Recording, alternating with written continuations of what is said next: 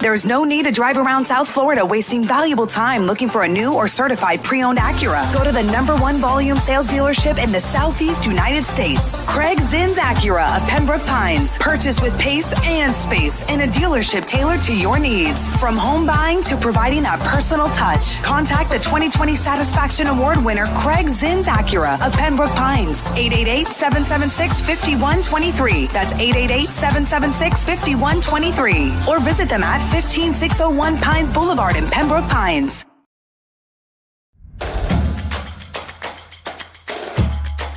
Welcome to Caneswear.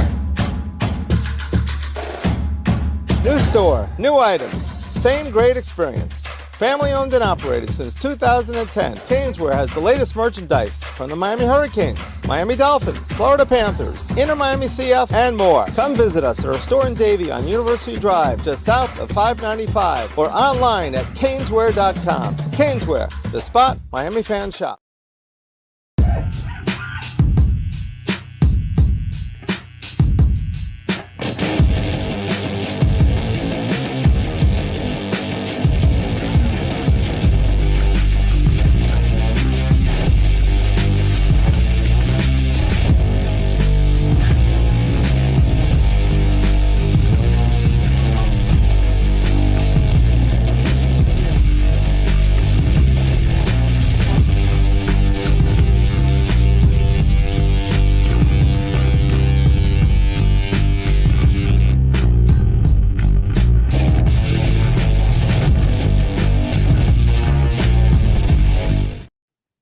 We are live. It is Tuesday night, 7 p.m.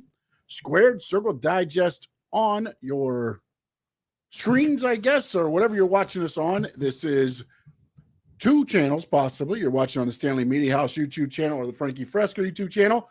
If you're watching on one, at the end, please go to the other and subscribe as well, please. And if you're watching us on X, you can always jump over to YouTube and like both channels, please. Stanley Media House and Frankie Fresco. A lot of other content going on both channels, other than just wrestling. Frankie Fresco, how we doing today? Yeet, sir. No doubt. Yeet. I see you out there. Josh, I see you to trap you. What's Going on, Sean? I'm excited. I'm happy to talk some wrestling, especially after Backlash this past weekend. Yeah, let's start there, man. SmackDown, I thought, kicked it off pretty well. You've kind of realized what the Leon crowd was going to be because they kind of took over and just, I think that helped a lot too. And again, I wanted to ask you this. If you take the crowd out of it, did you feel the WWE pay-per-view delivered? Without the crowd being, what they wore and how everything else, what did you think of the actual in-ring? I didn't think it delivered. I honestly thought that it wasn't that good. I thought the only reason Really I would see Backlash as a good event was because of the crowd. I really didn't. Really? Where did you see the where was the flaws in the plan? Okay, so let me break it down a little bit. So the very first match delivered. I liked that match a lot. I thought the fact that they started a brawl and they're like, "Hey, we're gonna make it a street fight." I thought that delivered. So I thought they did a really good job with that one. Yeah. The match after that was Bayley, Tiffany, and Naomi. I thought that match was good too. I thought that match was a pretty decent match. Then I believe the next one that stepped up was Damian Priest and Jey Uso, if I'm not mistaken. Right? That one I wasn't too fond of. I thought they were not. I don't know. It wasn't as entertaining as I thought it could have been. So that was something that I kind of was a little bit disappointing. Real quick, let's just kind of go. I felt what they were doing in that match was more trying to show this, not deception. The falling of the Judgment Day more than the whole match.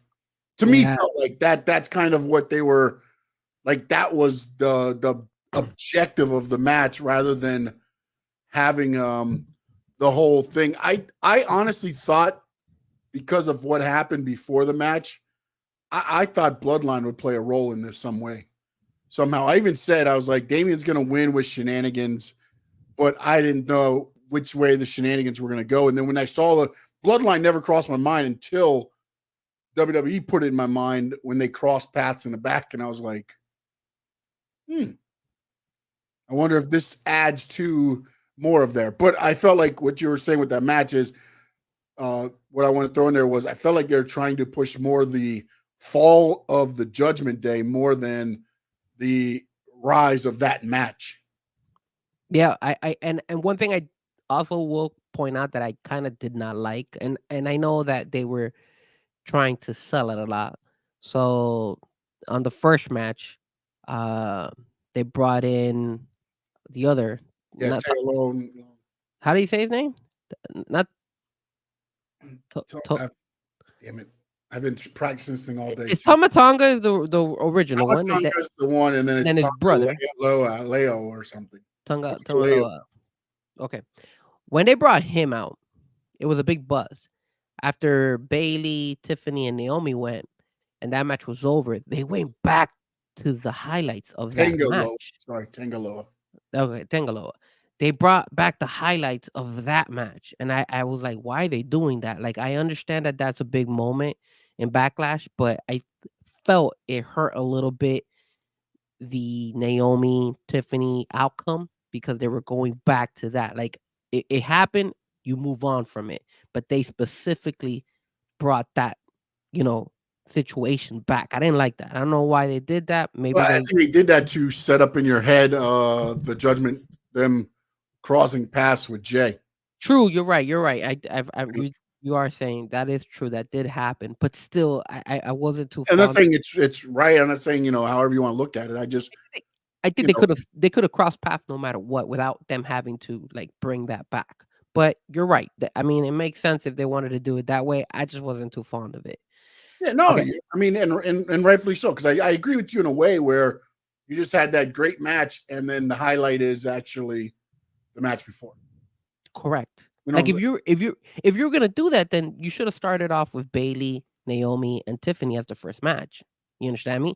Well, the problem there is that you wouldn't have got as hot of a start. Although with that crowd, I don't know that you needed a hot start. I think the crowd would have been hot regardless. But I think you fed into, like, the crowd was waiting for that moment, and then you gave them the violence and everything that you wanted in that first match to where they just exploded, and then it was on from there. I mean, okay. So after the Damian Priest, Jey Uso, what was the next match that followed after that? I forgot. That would have been the tag team match. Was it? Yeah, there's only 5 matches. So you have to, yeah, you're right. It was then the Jade and Belair and then against Asuka and the other girl, Kylie Zane. I thought that match was fine. I didn't think it was that bad. I think they were good. And again, if I was to remove the crowd out of it, I think that match was a little bit less. You understand me? The crowd gave it a more boost because every move they were making, every little thing they were doing, they were like making it stand out. That's why that crowd was crazy. Which is also why I think they put that match on that card and not just the match that could have probably been on SmackDown just as easy. You know what I'm saying? I mean, look, we hit AEW a lot for like, why is that on a pay-per-view when you get on there? That match probably on anywhere else, anywhere in the United States, if that pay-per-view was going to be in the United States, that match probably happens on SmackDown. Yeah, that's a good point. That's a very good point. But since they were going to get that behind, they knew the crowd was going to be there. It was the chance to make sure Jade and Bianca got, their coming ups in front of that ruckus crowd. Yeah, I think that was, and not only that, but again, it just, I guess it was a good experience for Jade Cargill, especially since I'm noticing that she's still very green in the WWE world. I've been saying that, bro. She makes some mistakes here and there, and the thing with WWE is you can't question what you're doing. You have to be in the fluidity of the match, because as soon as you think about it, that's where the hesitation and the herky jerky and all the things. And unfortunately, a lot of them have been there for so long, they understand the WWE to where it's just fluidity. And then when you see somebody come in, that's when you notice a lot of like, okay, maybe that's why. And again, I knew she was never probably going to wrestle on NXT, because they didn't. Again, now that a couple weeks ago, I would have said, put her on NXT, make NXT a brand. They're not going to do NXT as a brand. So it makes no sense. And then to hear what they said after the draft about why nobody got drafted in NXT, because the main roster would view it as a demotion, tells you why you're never going to see somebody like Jade Cargill on NXT. If they want her to be a big deal, you can't start her there and then bring her up. She's got to be the big deal from day one. And that's why it's a 6-man tag. It's a tag team. They're gonna keep her going in this until they feel comfortable to be like, okay, she can go one-on-one. Okay, boom, cut it. And I guarantee you, that's probably when you see that breakup happen of Bianca and Jade, to where that's probably going to be that first singles feud. I think the other issue we're noticing is that since they're bringing up so many new people, we're noticing that they're making a lot of mistakes. Like Tangaloa, I hope I'm saying him right. He messed up too when he was supposed to come out of the ring. The referee, he got stuck. So I don't know what happened there. He was like, he was tied up in something. Like it was weird. It was weird. And he had. This is where most of the time the ref covered it up perfectly. Give that guy an A+. Give him if that person right there at that spot is not filming that, nobody knows anything.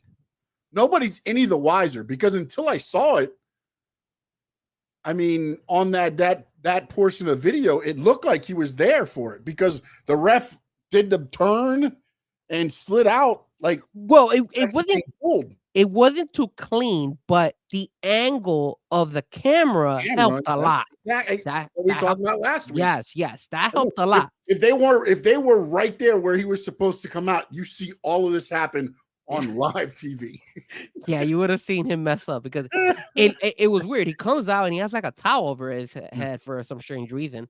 And I was like, is he trying to be like Taz? And then all of a sudden, when he comes out, you see when the referee, like, dude, he slid backwards. I was like, yo, this guy's good. And then he's able to just kind of grab him and just throw him out. But man, that was a little bit rough. And then also the chair, the steps to KO was a little light. Like, I don't know, maybe if Randy was like, oh, geez, you're killing me. And then he took it lighter on KO, but it was harder to Randy than it was to KO. It just seems like they're making, little mistakes here. And I like you said, I think they're all green. That's the problem. Same thing goes with last night. Yeah. Yeah, no. And then also, again, the ones that are just drafted had yet to have a live show, probably against, again, as you get called up, when you're in the live shows on Saturday night, Sunday night, you're in a tag team where you'll get to work with them before you actually go on TV to work them. So you understand kind of some of the moves, the setup and things like that. That's why they do the live shows, to give them the practice and feel of working each other. Now, unfortunately, a lot of these guys, because again, you want it to be a surprise with Loa, and just the fact that Dragunov and some of them are just being called up or in Jade's spot.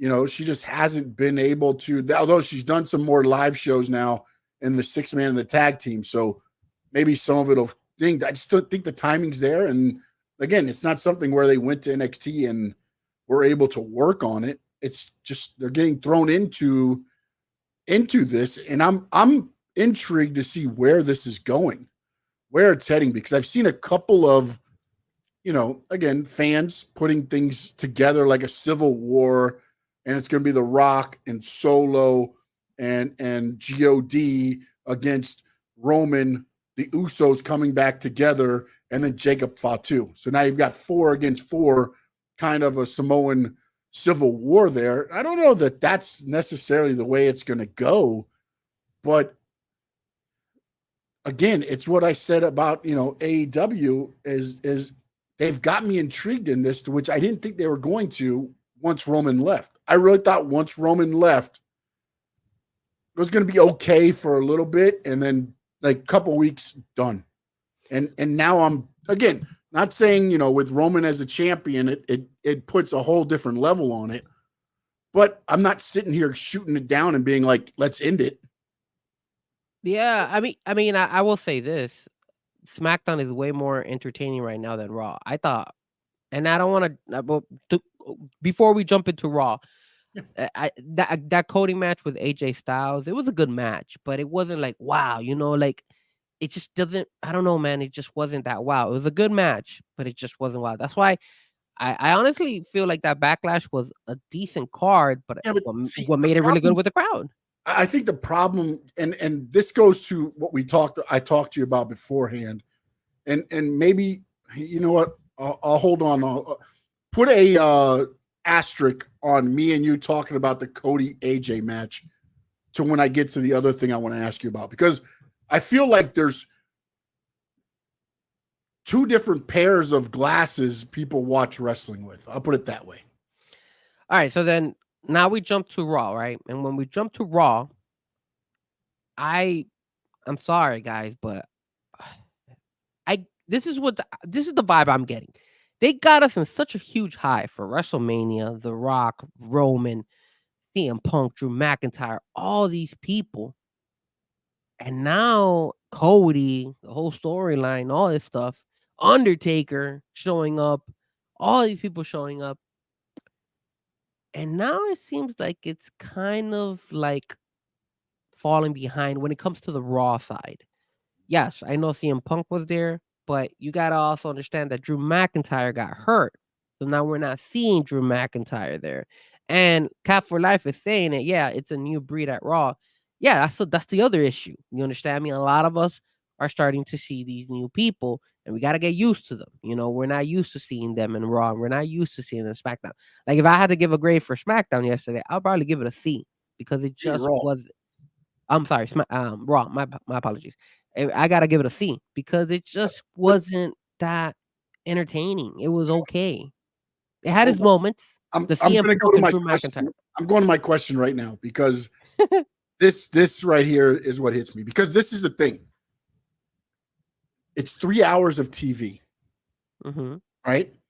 And I feel like, and actually, you know what? Let me go here and asking anybody in the chat, please. Answering Cat for Life, Josh, no doubt. We see you. My dad, DeTrapio, I think, is in there as well. So we appreciate you guys. Everybody on X, if you want to jump in on the conversation, feel free to throw it in there. All right.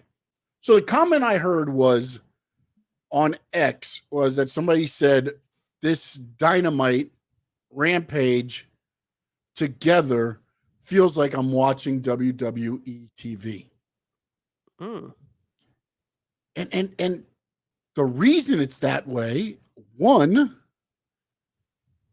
to me, and this is IMO, in my opinion, and Sean Stanley opinion only, is that you've gotten so used to watching AEW give you main event after main event after main event after main event after main event for free, that now that's the way you watch wrestling. And the problem goes to this. AEW has 9 pay-per-views this year. They can't give you everything on free TV this year. They can't. Or you're going to run out of stuff to do by December. This is what WWE does, except for the sweepstakes time, which is from Royal Rumble to WrestleMania. Every year, the road to WrestleMania is exactly what we got. Then it slows down, and then it builds back up to Royal Rumble, road to WrestleMania, Grand Slam, and then it slows back down. They introduce new talent. Hold on. Can I ask you something? Yep. If we had to compare this Backlash to last year's Backlash, remember, same rowdy crowds, right? Because Puerto Rico was last year. This year we had France. do you feel that which Backlash was better or more entertaining for you, or that you No, feel last year delivered? definitely. But again, this is where I also said when Cody finishes the story, what's next? Because the story has always been trying to beat the bloodline, not just Cody, but everybody. And it took everybody to beat the bloodline. But now what? And you don't got heavy hitters. No, Brock and Lesnar. there's no story that you're into. Cody's story propelled them last year, even after he lost at Backlash and was feuding with Brock. It was still a big deal. So it felt big. And then you add Roman with whoever he's got. Now you've got two big stories every pay-per-view.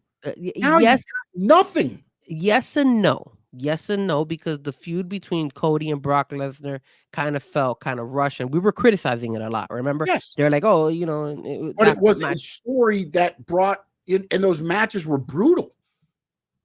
So they brought something to the show, though, is what I'm saying. The Cody Brock Lesnar fight was kind of last year.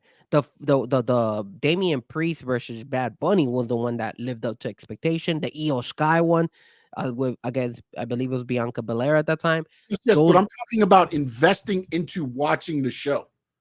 This Backlash, to be honest with you, if it wasn't for the crowd, I could have probably not watched it. There was nothing on this show that was like, I'm not paying $49.99 for that show. But since I got Peacock, I'm going to watch that show. But so then you asked me that question. If that crowd wasn't there, what did you feel about the show? So I'm asking you, since I watched it, but again, did you feel the same way? No, I liked the show, but at the same time, it's not saying that there was what match on that card had you like, I have to watch that. None. No, that's what I'm saying. It's like, I'm not saying that because I tuned in, I liked what I saw.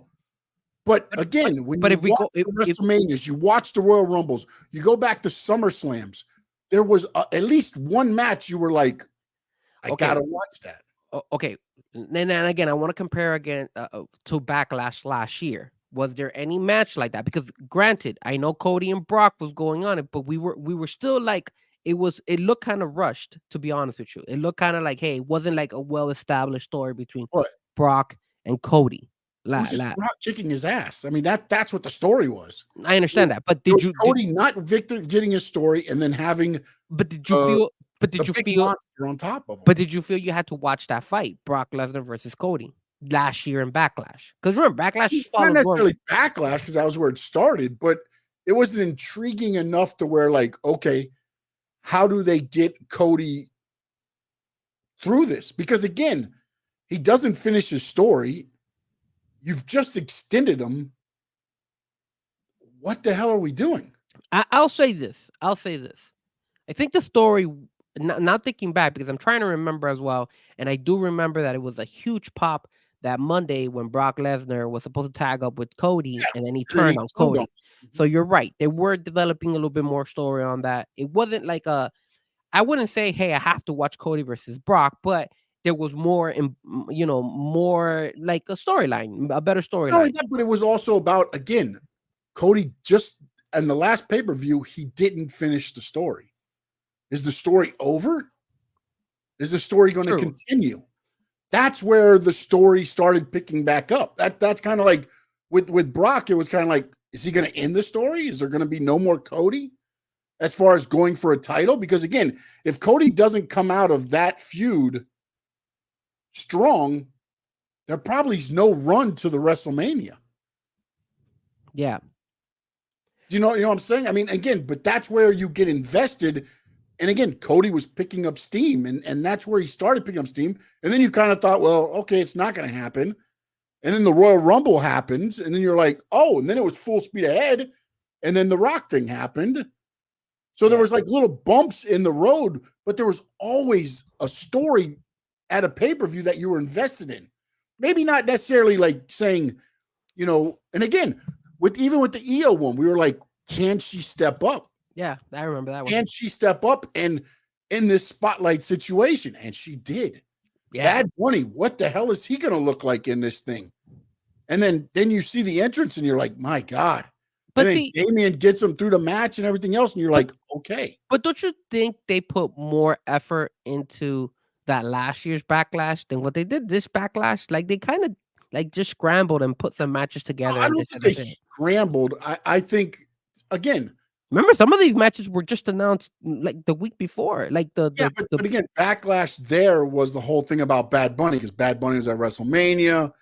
And it just kind of leads. Maybe they should have done something similar to that. I mean, maybe they could have had somebody from France or somebody come in and not only that. But what I'm saying is, you know how you have everybody has the mindset that in WrestleMania, here comes the strong reset.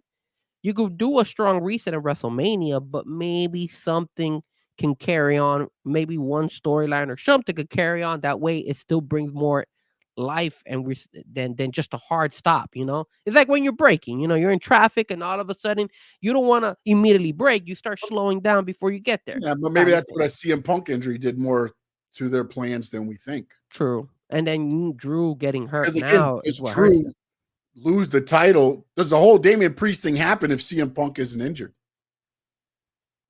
or does it happen later? Do you know what I'm saying? Well, no, I think they had now.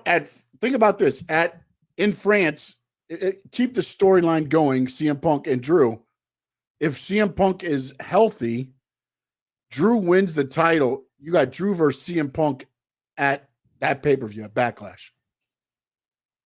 You don't think CM Punk and Drew McIntyre would have fought in WrestleMania? No, because you got to get Drew the title, and Seth was the champion. So then you were saying a healthy Punk would sit out WrestleMania? I don't know that he'd sit out. But again, here's the other thing I got to ask. How unhealthy is he if he whipped out the brace? It's the same thing we're talking about when we get to AEW. But how healthy is he that, again, he whipped the brace off and he was hitting him with that arm, swinging the brace. Yes. So how hurt is he? Well, we could actually say the same thing about Drew McIntyre, because look at Drew McIntyre, and no doubt is actually the one saying it. Is Drew actually hurt because that felt like a plot? Yeah. I think he's got a nagging injury, and they're giving him time off instead of saying, okay, let's put him in the King of the Ring tournament that he's not going to win, and put more. Now we keep him off TV, or we just have him there as. Like same thing they're doing with Punk. Like I'm sure. Well, that we have always said that WWE has a way to keep these guys relevant when they're hurt. So that I agree with you. Yeah, and I think he does have he has a lingering elbow issue. He does. Is it as bad as we got to pull him out? Probably not. But why? Again, why have him risk it against Finn Balor in a match on Raw when you've just created your own story at the Backlash pay-per-view? By Finn Balor costing Jey Uso as part of it. So now you throw him in there, and then now you elevate, again, the Jey Uso Judgment Day. You still keep that going if you need it there. It's still alive. Yeah, not only that, but since it's a King of the Ring, that would mean that he would have to continue to wrestle week after week after week. Yes. So he could aggravate it even more. Exactly. So that's the concern. You're trying to get this going sooner rather than later, I believe. That's why when it came to Seth Rollins, remember they were slowing down Seth Rollins because he was hurt. Because they're trying to get him to one, the match with Drew, and then two, to be there for the tag team match, the match with Drew, and then to be there at the finish. And you saw him at the end.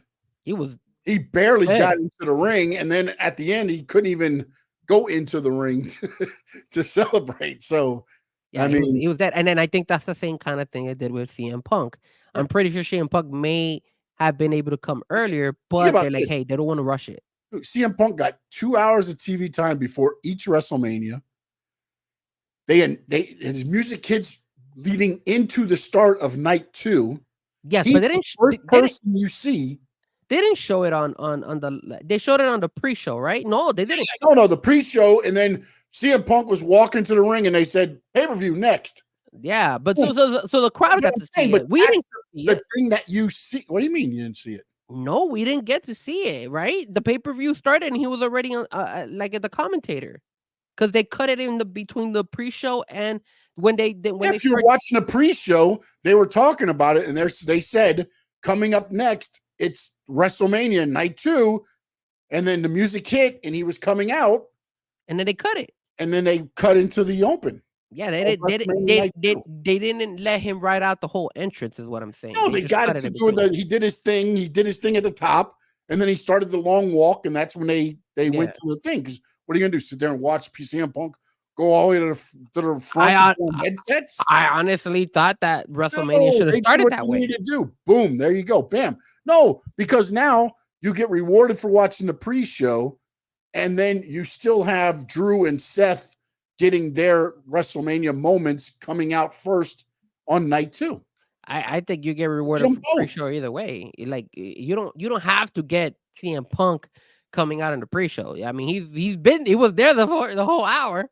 So yes, it's like, then again, you make the focus CM Punk. That's not what the focus was until the end of the match. The focus of the point of the match at the beginning was Drew McIntyre and Seth Rollins. You bring out CM Punk and you give him the grandioso entrance, you're already tipping the hat saying, watch CM Punk because something's going to happen. How are you going to say the focus wasn't also on CM Punk? The storyline was driven between Drew McIntyre and CM Punk too. So it's not going to hurt it. It doesn't mean you're putting all the attention on CM Punk and saying, Drew McIntyre and Seth. Okay, here we go. Let's get Seth and Drew in the match, then hit his music. Or let's hit his music first, and then hit Drew and Seth. That's their big entrance. It's a WrestleMania entrance. Why am I going to, again? Because he's a special guest commentator. CM Punk at that point is a commentator. You're not introducing Pat McAfee and Michael Cole and Corey Graves before the match, are you?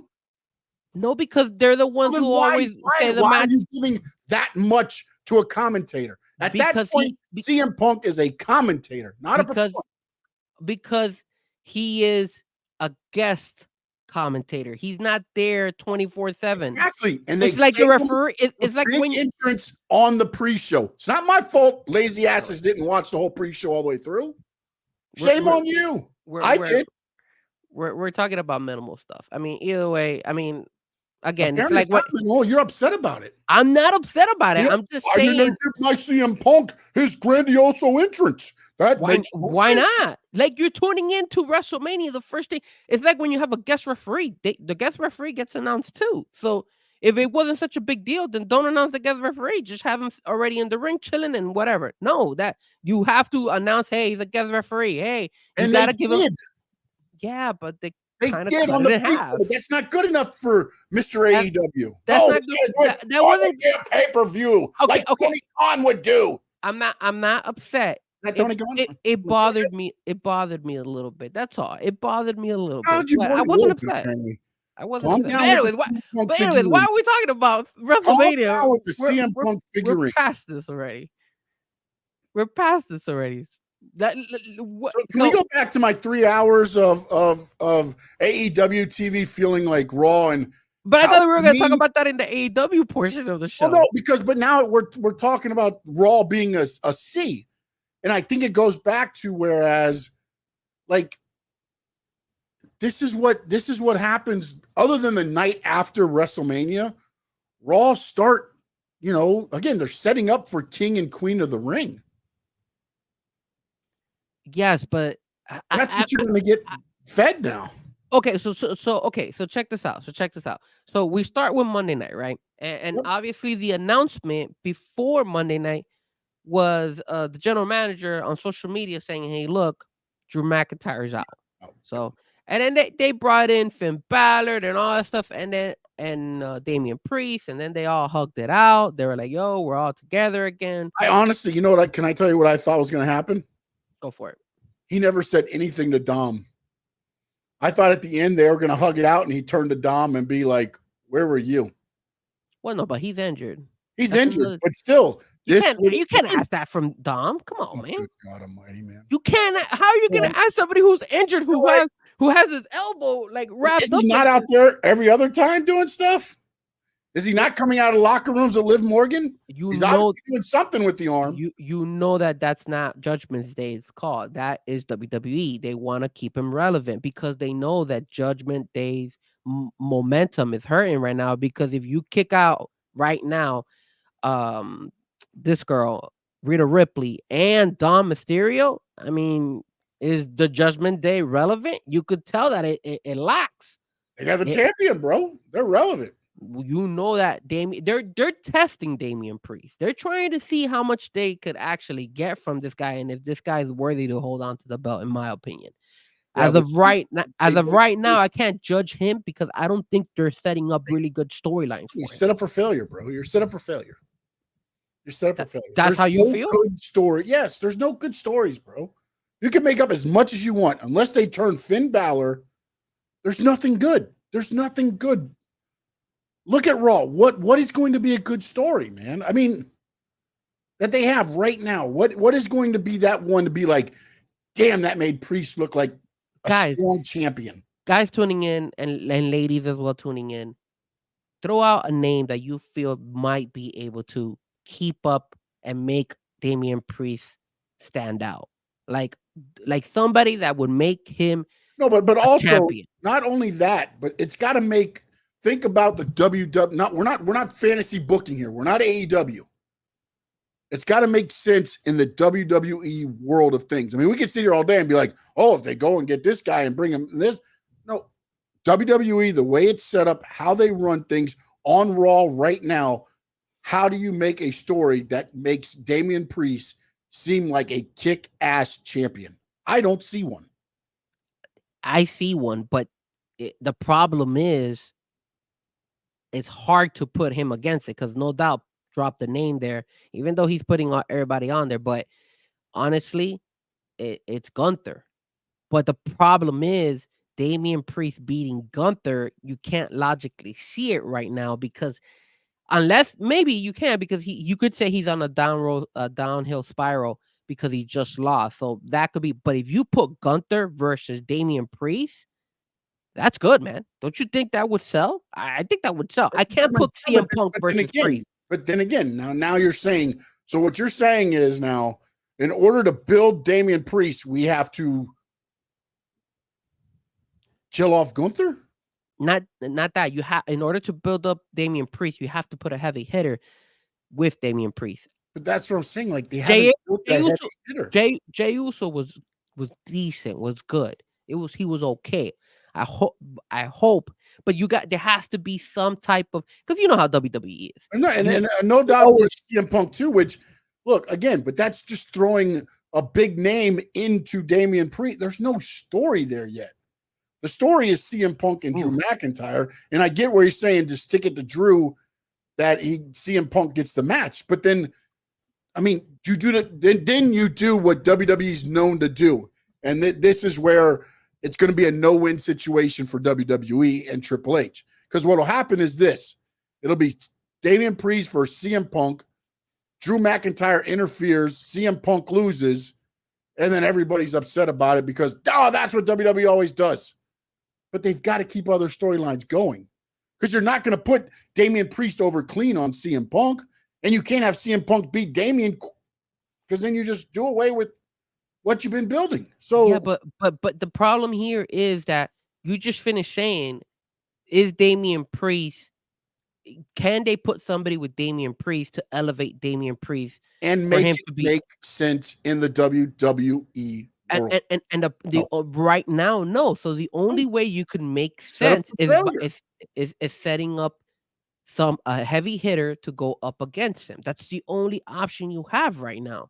Yeah, but then you kill the heavy hitter, or you're going to take the belt off Damian. You're assisting Damian to become better. CM Punk taking an L is not going to hurt WWE. It's actually going to create more feud because of the simple fact that CM Punk. People hate Damian Priest. Yes, but everybody's going to be mad more that he beat him.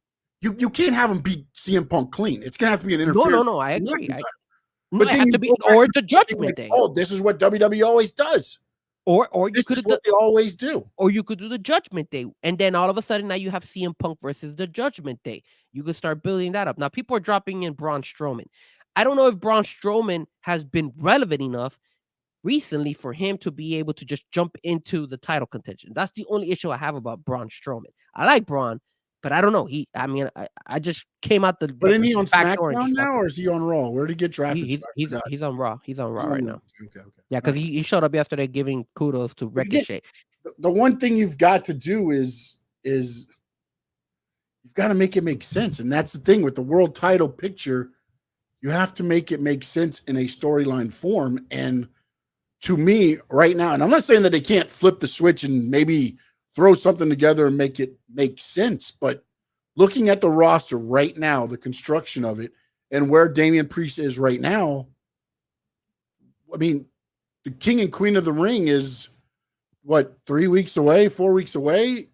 What match are they going to make for that? And they put Jey Uso in the King of the Ring. Yeah.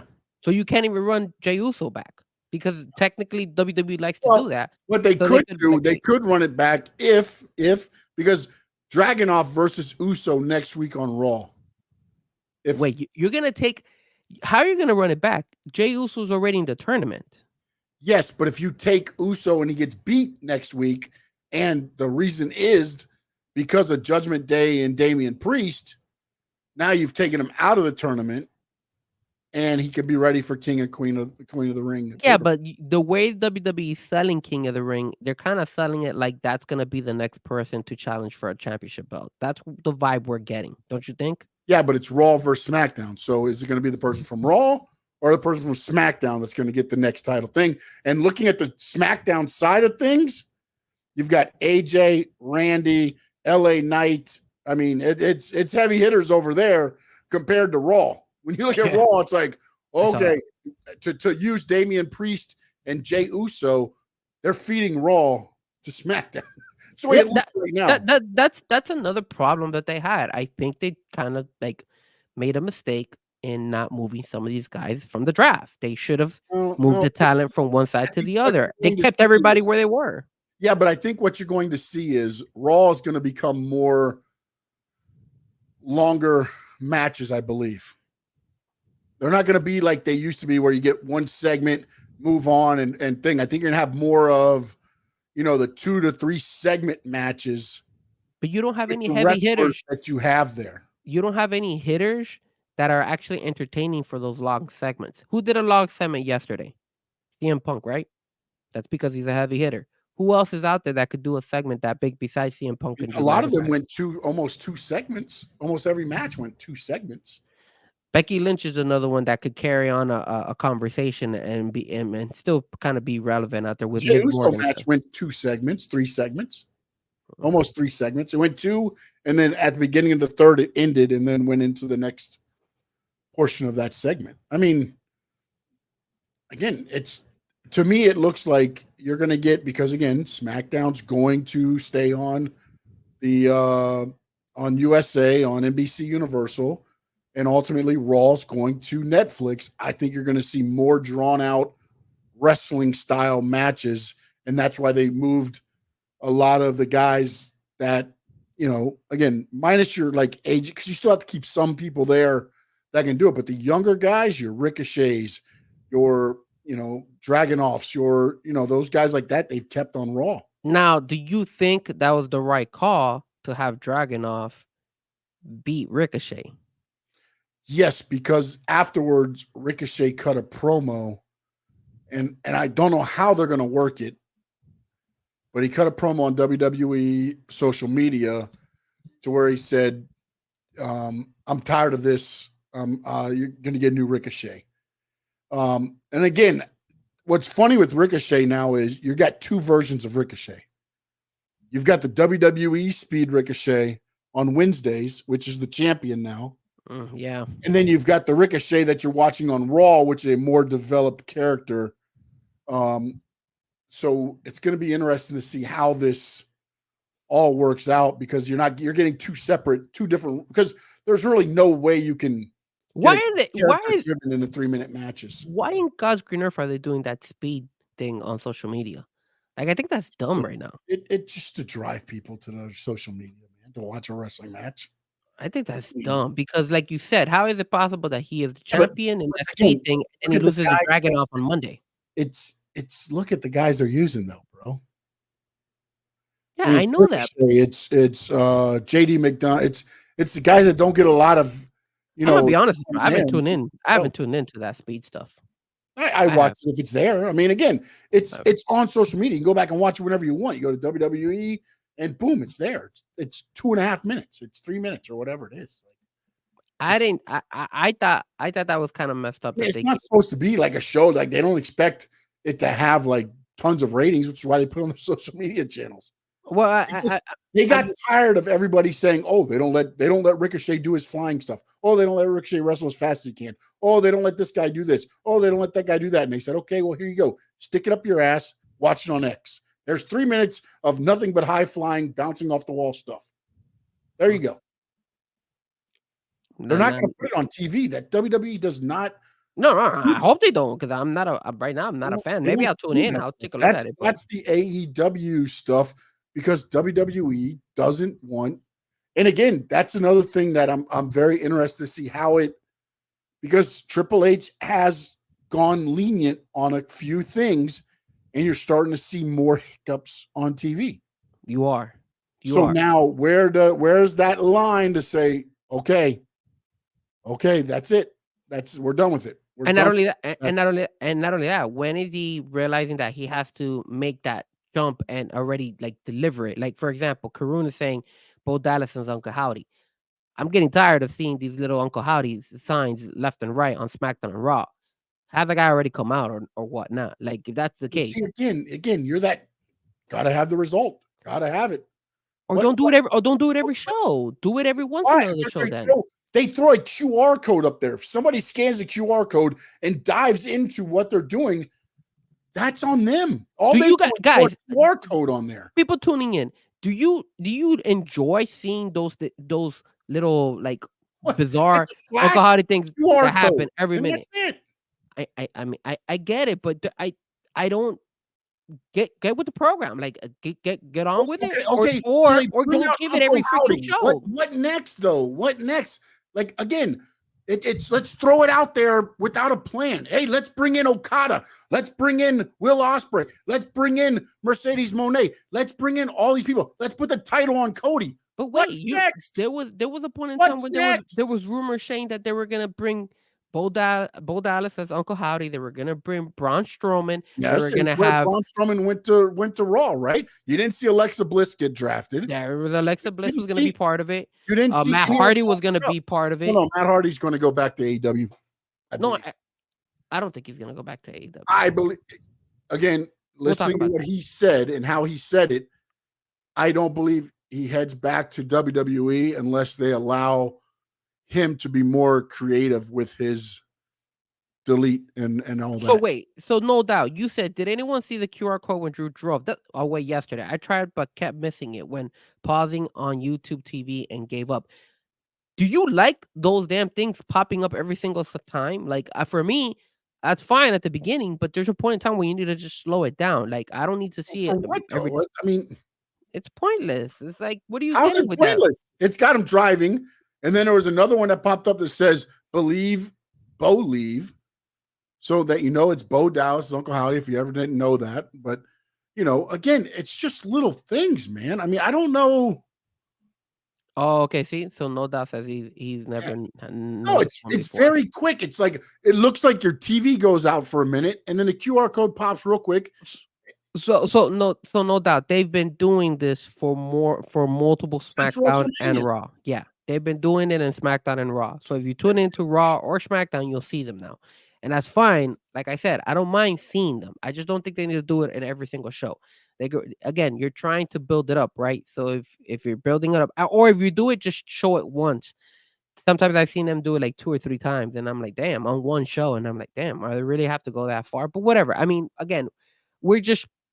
You could say I'm being picky about these things. I just think it's, again. Look, you got the way, again, wrestling is how you view it, man. That's the thing. Like I get so fun. I laugh at people when they get so upset on social media trying to tell people like this is how wrestling is. It's in the eye of the beholder. I may like one thing, you may like another.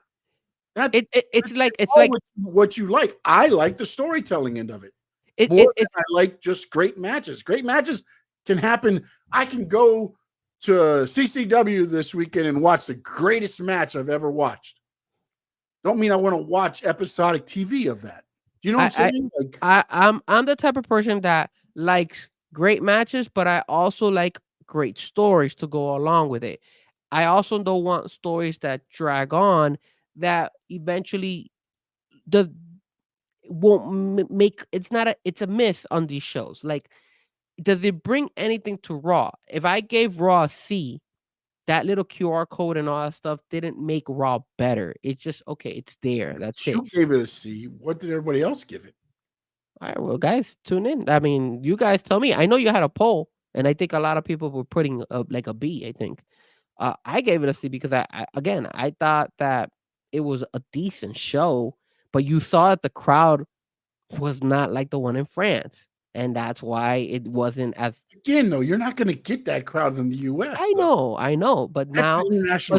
but see, now at the beginning of the show, you asked me, what did you think about Backlash without that crowd? Yeah, no, I'm because giving you. I know the pay-per-view was phenomenal with the crowd in there. Okay, I'm giving mean, you. that's So an then A Monday, so plus because the crowd. I mean, hell, during AJ's phenomenal thing, the damn cameras bouncing up and down. I mean, yeah. it was a ruckus ass crowd. It was a. But you if know, you it was- put that, if that crowd would have been like the Monday Night Raw crowd, then that show is kind of like a C plus. Yes, but the one thing is, I feel the one thing that Triple H kind of has is a pulse on when he needs to put something together and when he can say, okay, this is going to get us through this pay-per-view. Because again, they could have rushed a whole bunch of stuff and thrown, superstar matches together to say, okay, France, this is what you're getting. They didn't. They put together a great live show. They put together a great SmackDown, and then they put together the Backlash. And that's how they gave the experience to France. Instead of saying everything onto the pay-per-view, because we got to have the pay-per-view be, and the pay-per-view was solid the way it was. But again, they didn't go above and beyond and have to say, oh, it's got to be a WrestleMania. I agree. Or it need to be what Backlash was last year. But you also have to remember one thing, too. Puerto Rico has wrestling without WWE. And France probably has a couple promotions over there as well. But nothing on the level of WWE. Whereas the WWC, Worldwide Council, or World Council Wrestling, which was ran by the Clones, and I don't know how if who's running it now, but they had, Carlito was there all the time. They were bringing other guys from AEW. There were some WWE people that were going there, so they've seen that before.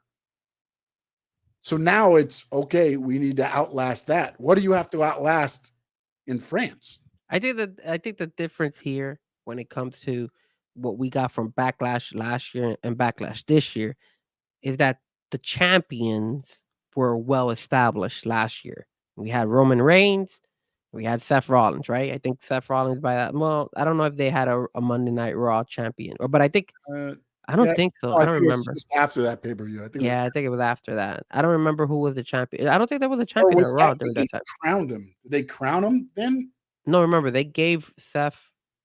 No. He didn't get crowned in that Backlash. I don't even remember Seth fighting in that match. Did he fight in that live event, in that pay-per-view? I don't even remember. I forgot. But I do remember that the main event was Bad Bunny versus Damian Priest, and that wasn't for a belt, obviously. And then I know Bianca had a belt. So there was that. I'm trying to think what other fight. May 27th. Let me see. What was that? What was that 2023 Backlash? I want to see that card because I really want to see match results. Let's see who it was. back in the day, a year ago, which was Puerto Rico. It was Bad Bunny versus Damian Priest. It was Austin Theory, Bobby Lashley, and Bronson Reed for the USA belt. Bianca versus Io for the women's Raw belt. Seth versus Omos. Oh, that's true. He did fight Omos. Cody versus Brock. Rhea Ripley versus Selena. And Matt Riddle, Kevin Owens, and Sami Zayn versus the Usos and Solo Sikoa. So that was the thing. That man, I forgot Matt Riddle was there back in the day. Yeah. So, and I'm looking at this 1, 2, 3, 4, 5, 6. They had 7 matches compared to the 5 that they had this year. Yep. Also, those again, when you say they had 5 this year, I believe 3 were title matches this year. The tag, the women's, the tag, and Cody. Yeah, Cody. Yeah, you're right. There was 3. And then you had the tag team and the other one. So, I mean, 3 out of 5 is title matches. And the one thing I'm going to be interested on is because they want to do PLE events that aren't the big ones in locations like this. It's also logistics. I mean, are you flying everybody every time like they did this time? Like, again, remember, they did they flew in Monday. Tuesday, they were off doing media. Wednesday, they did a live show. Thursday was a live show. Then Friday was SmackDown. Saturday was the pay-per-view. So, I mean, that's a lot of logistics every time for a PLE. And again, when you look at it, and I'm trying to think about this, and correct me if I'm wrong, on the Backlash pay-per-view, Damian Priest, Jey Uso was Raw. Who else was Raw on that pay-per-view? Cody? No, Cody was SmackDown already. SmackDown now. AJ Styles was there was they're all SmackDown. They were all SmackDown. Because now you're flying back after the pay-per-view and you're wrestling Monday. They were all SmackDown. Raw is Monday Night Live. So they had to fly back in and be ready to go, which is why the only 2 Raw was Damian Priest and no, that's what I'm saying though, because what happened was they flew more over there, but after the SmackDown, I think some of them flew back and they kept the crew for the pay-per-view, and then they flew them back afterwards. And the only 2 they had to fly back for Raw would have been Priest and Uso. Because again, that's the one thing that, like, unless you're going to do Raw over there as well and make it kind of like that weekend, that's a lot of logistics to be maneuvering back and forth every month. Because again, you have 4 that are your big ones that you're going to do in the big stadiums. Yeah. And then now you're saying 7 other, because usually December, depending, usually the last one is Survivor Series near Thanksgiving, and they usually don't do one in December. They did the one in December, but they really haven't done much in December lately. So you're looking at 7 other pay-per-views that you're going to be doing out of the country. I mean, and the next one, King and Queen of the Rings in Saudi Arabia. Yeah. So you come back from France, you got a couple weeks, and now you're flying to Saudi Arabia. Yeah, it's a lot. I mean, it's a lot of traveling and a lot of maneuvering. I'm sure by now, I mean, again, you got WWE World over there. I'm sure you probably got a lot of stuff stationed over there to where not only that, but you also have Clash of the Castle. That's going to be in Scotland, isn't it? Yeah, which everybody's talking about. That's when Drew is going to realize, but I don't know. It's going to be interesting. So I have the list here. So obviously King and Queen of the Ring is May 25th. NXT has Battleground, which is at the UFC Apex Center. So that's an interesting one if you're into NXT. And then June 15 is Clash of the Castle in Scotland, which is so that means their next 3 pay-per-views are France, Saudi Arabia, Scotland. Yes, their main pay-per-views, yeah. And then not only that, but Money in the Bank is not even in the States. Money in the Bank is in Toronto, Canada. Yeah. That's July 6th. So that's another one. So technically when's the June one? June 15 is Clash of the So Castle. you get May 25th, June 15th, July what? July 6th, Money in the Bank. That's what, like 6 weeks, 7 weeks in between all that? It's not a lot of time in between. You got 3 pay-per-views. So that's not that much time. And that's heading into That's every month you have August would be SummerSlam. And August 3rd is SummerSlam, yes, sir. Which And is then August 31st is Bash in Berlin. Yeah, they're going ham, bro. They're going ham when it comes to these live events. And if they're trying to do it, outside, it's gonna weigh heavy on some of these guys and gals wrestling. Yep. I will say this though. When it comes to the King of the Ring, I obviously they made the right decision. Gunther had to beat Sheamus because they're gonna push Gunther. I wasn't fond of Ilya Dragunov beating Ricochet, and the only reason I wasn't fond about that was because I thought Dragunov, he's too green, and Ricochet was on a winning streak. So I was like, how is it that Dragunov is gonna beat a winning streak Ricochet? Plus, they did mention that he was the Speed champion. So I was like, I think they mentioned it right before they actually had the fight. So I was like, okay, so then now maybe Dragunov should go and fight for that Speed belt because he probably beat him as well there. And then on top of that, what happened? Got to beat him in 3 minutes. 3 minutes, all you got. Like I said, I haven't tuned into that much. And then Jey Uso beat Finn Balor, which makes sense. I thought it makes sense for Finn not to move on, but they made the right decision to put Jey Uso as the replacement for Drew McIntyre. And who else are you gonna put, man? Chad Gable? He was versing Bronson Reed to set up the Sami Zayn triple threat Intercontinental title match. He's going to be fighting in the Intercontinental title match at King and Queen of the Ring. Trying to think who else is out there in that Monday Night Raw roster that could have came in. Because if we're only saying Jey Uso, then man, that Monday Night Raw roster for the males is kind of not doing so well, huh? You're telling me that there's nobody out there that could have been better than Jey Uso? This is where I think they've made a mistake. And after thinking about this, I think they might have made a mistake by making the King of the Ring mean something this year. I mean, they're pushing it. Because again, if you look at it from the Raw side, Gunther's going to win it regardless. I think what you're going to get is you're going to get Dragunov versus Gunther. I don't think you're going to get Dragunov. There's no way Dragunov beats Jey Uso. You think Dragunov is going to beat Jey Uso? Man, if they're pushing... He's not beating him clean, but I believe it pulls Jey Uso out of the tournament. No way. That would suck. And sends up Dragunov against Gunther because if anybody remembers NXT UK, Gunther was kryptonite for Dragunov until Dragunov finally beat Gunther before he got the call up.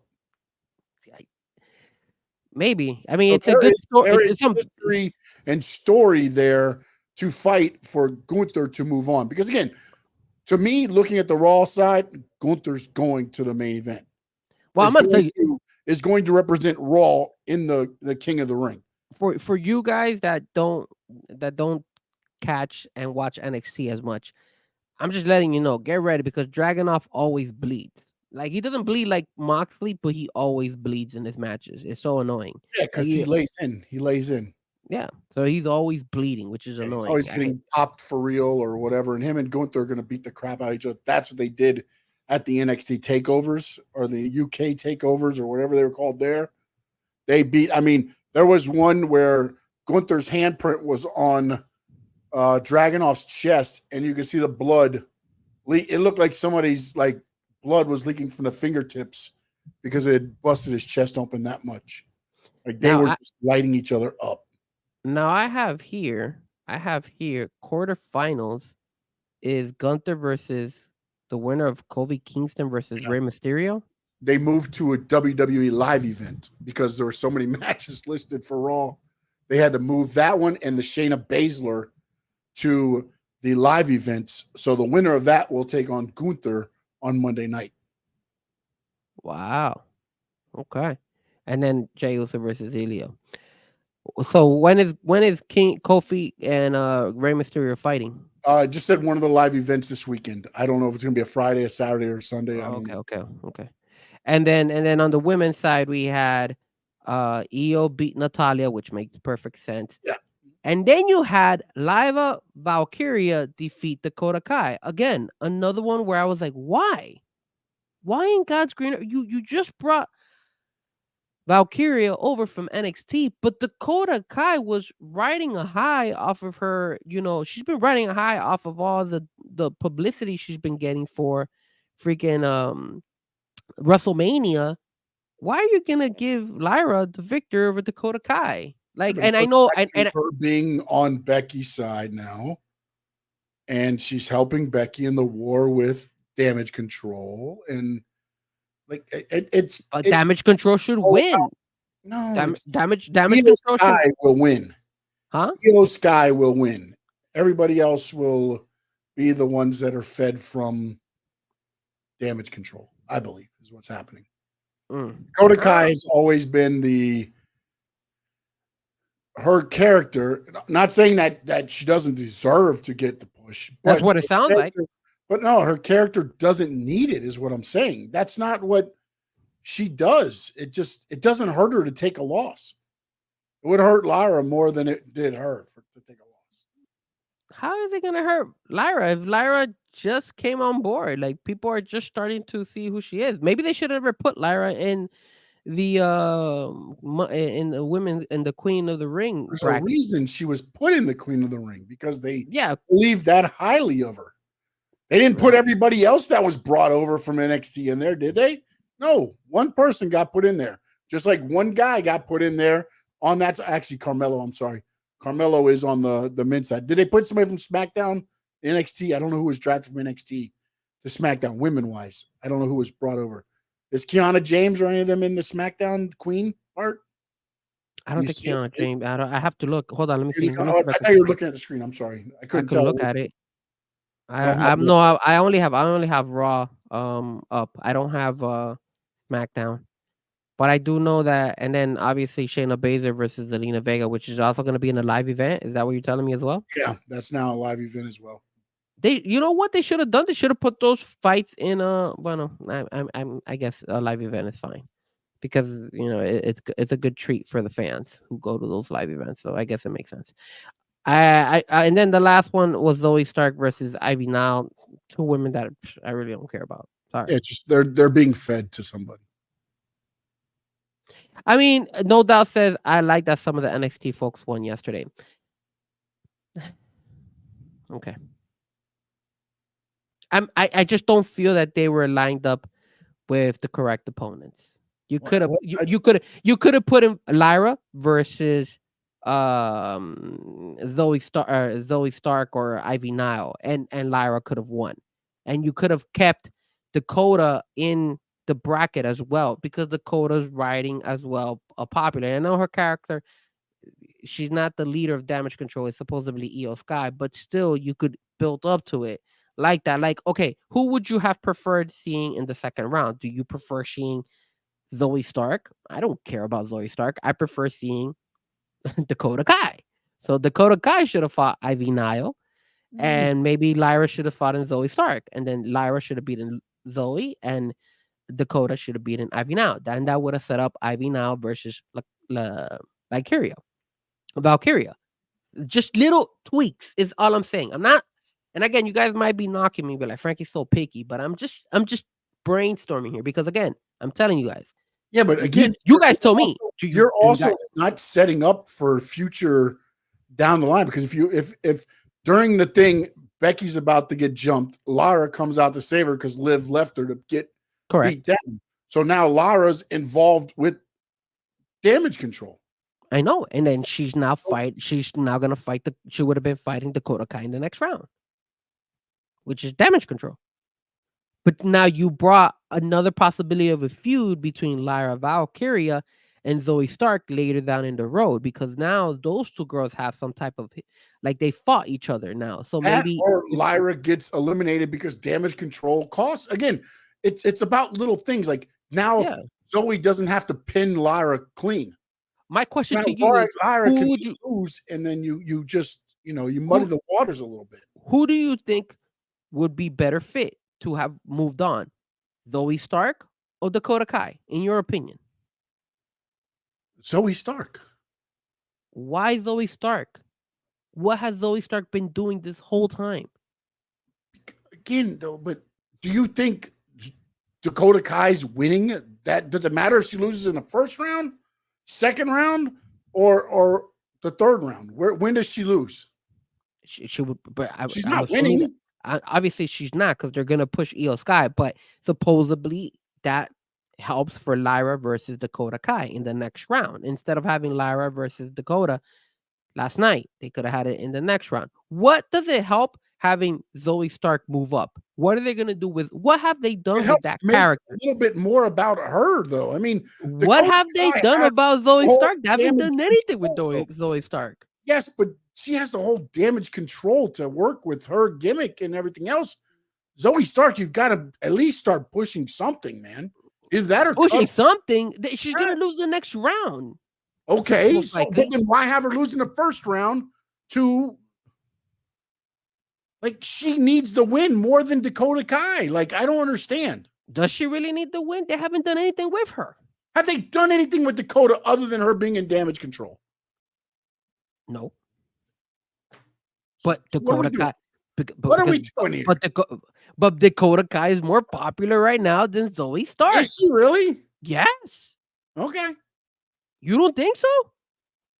You're telling me that you're more satisfied to see, you would have preferred, you prefer seeing Valkyria going up against Zoe Stark in the second round than seeing it in the first round? I would have seen that fight in the first round. That fight was fine in the first round.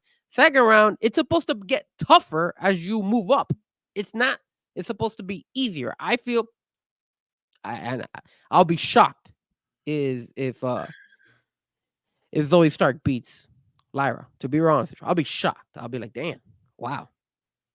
But maybe then I'll eat my words and be like, okay, maybe they are trying to do something with her. Maybe they're trying to push her or trying to do something new with her, because they left her high and dry. I mean, for the love of God, the only time I saw her ever popped out was like Shayna Baszler every once in a while. As a matter of fact, they used Shayna Baszler more in NXT than they've used Zoe Stark. Zoe Stark, to be real honest with you, has been not. She's been, I'm sorry, but kind of irrelevant after the whole Trish Stratus situation. Yeah, no, exactly. So why not give her a win here, and then she's probably not beating Lara, or she beats Lara, and it's because of the sorry, I'm trying to find the Queen of the Ring for SmackDown. I know we're like pulling like strings of hairs here with all this stuff. I know. We're just too picky when it comes to this. But I'll say this, because I see the chat, and I think we should answer some of the questions in the chat. Who do you guys think will be the next challenge for Jade and Bianca for the titles? And then the other one, No Doubt, says, how about Carmelo? I feel like he's going to lose a lot for a while. Now that's one thing. See, that's a guy that came from NXT, and he could lose and it doesn't hurt him, and he's brand new. He's green. Why? That's what I'm saying. Some of these NXT guys don't have to necessarily all win. It was nice to see him, I guess, win in the first round of the King of the Ring, but I think he won the first one, right? Ooh, this is gonna be a good one. Did you find the list? Oh, the SmackDown I did. Queen of the Ring. It's Tiffy Time versus Blair Davenport. Oh, Nia Jax, from NXT. Nia Jax versus Piper Niven. Indy Hartwell versus, is that Chelsea Green? Looks like Chelsea Green against Indy Hartwell, and Naomi versus Candice LeRae. You know, Chelsea Green is actually fighting for the NXT belt tonight. Which is pretty cool. And on the guy side, what's the guy side on the SmackDown side? It's Randy Orton against AJ Styles. That's in the King of the Ring? Round. Yeah, first round. Really? I saw it earlier, and now I can't find it. Damn it, This one doesn't have the names. Oh, man. Hold on a second. That is in the first round of the King of the Ring? Holy Hold on a crap. minute. Hold on a minute. They might have changed it. Hold on. I don't know if this is legit or not here. Okay, I got AJ Styles versus Randy Orton, Baron Corbin versus Carmelo Hayes, LA Knight versus Santos Escobar, and Bobby Lashley versus Tama Tonga. That's what I heard. Where's that from? WrestleZone.com. Okay, I believe that more than I believe this one that I'm looking at, which had some crazy ass stuff. But it wasn't the same as what I saw before. That's why I was like, that's not right. Although that one seemed to be a little bit better. I wouldn't mind seeing it. All right, hold on. Let me work my magic here. Hold on a second. Hold on. That way we could get this settled. Because then, damn, I wish I would have done this earlier. Sorry, guys. But I had it earlier and then I lost it. All right, here it is. Styles, Orton, Corbin, Hayes, Knight, Escobar, Lashley, Tonga. Is that what you said? Yes, sure. But I have something better. Hold on a second. Just because I want to get you upset. Don't do the Braun against somebody. I just saw that one already. No. I'm not gonna do that. I don't care about that. No. I have to show you. Where is it? Here it is. Okay. So you're gonna bring it up so I can mess up. There you go. Yes, there it is. There we go. All right.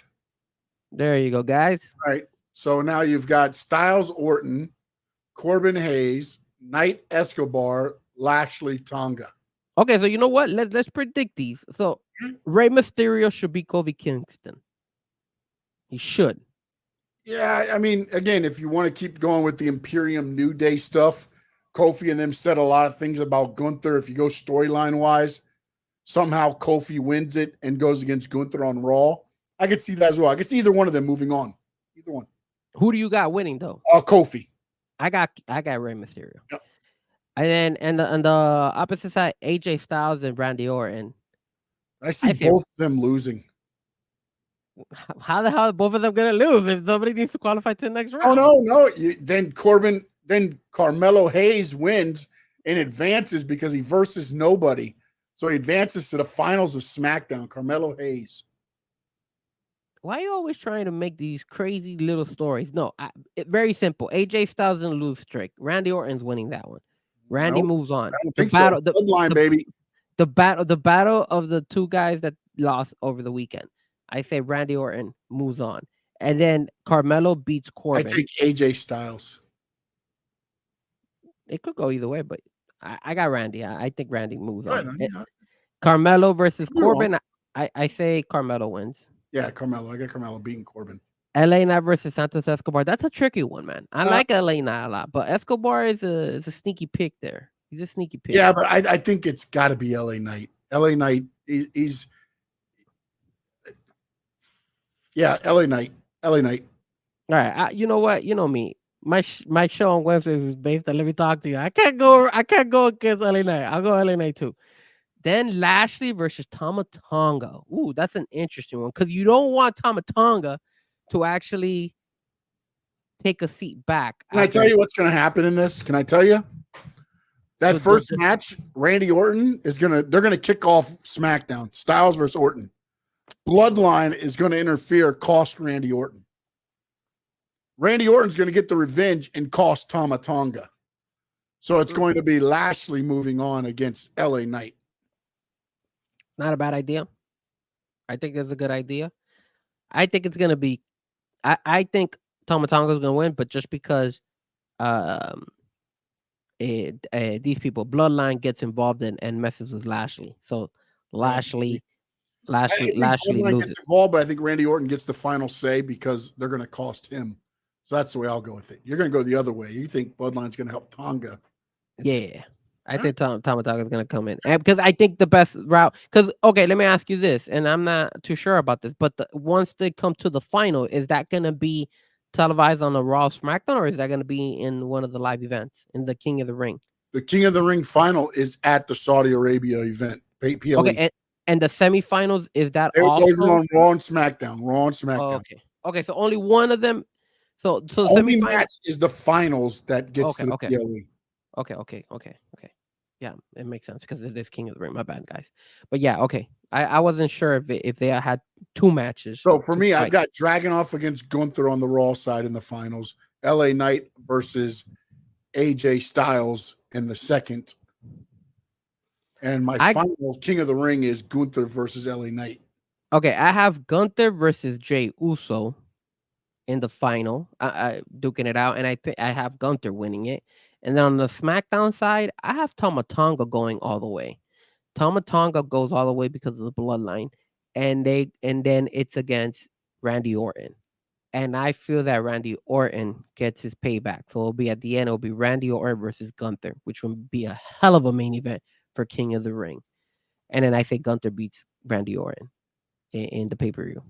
See, I just don't think I don't think that happens, man. And the only reason I don't think it happens is because you need Randy Orton for the match with the bloodline at At King of the Ring. the PLE and not in the King of the Ring match.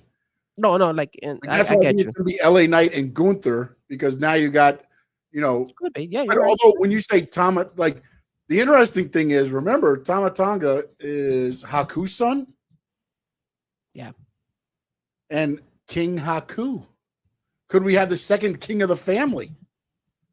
Tama Tonga winning the king royalty. And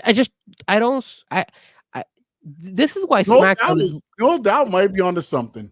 Uso versus Tonga. Oh, that's a good one too. Off the Civil War. But the only problem is, does that? Oh, well, you know what? That's not a bad idea, no doubt, because Gunther did beat Jey Uso when he had the Intercontinental belt, so it could be a payback. I don't know. I feel like Gunther is on the rocket right now. That's slowly propelling upward all the way to his. Because you've got to get Gunther somewhat there. So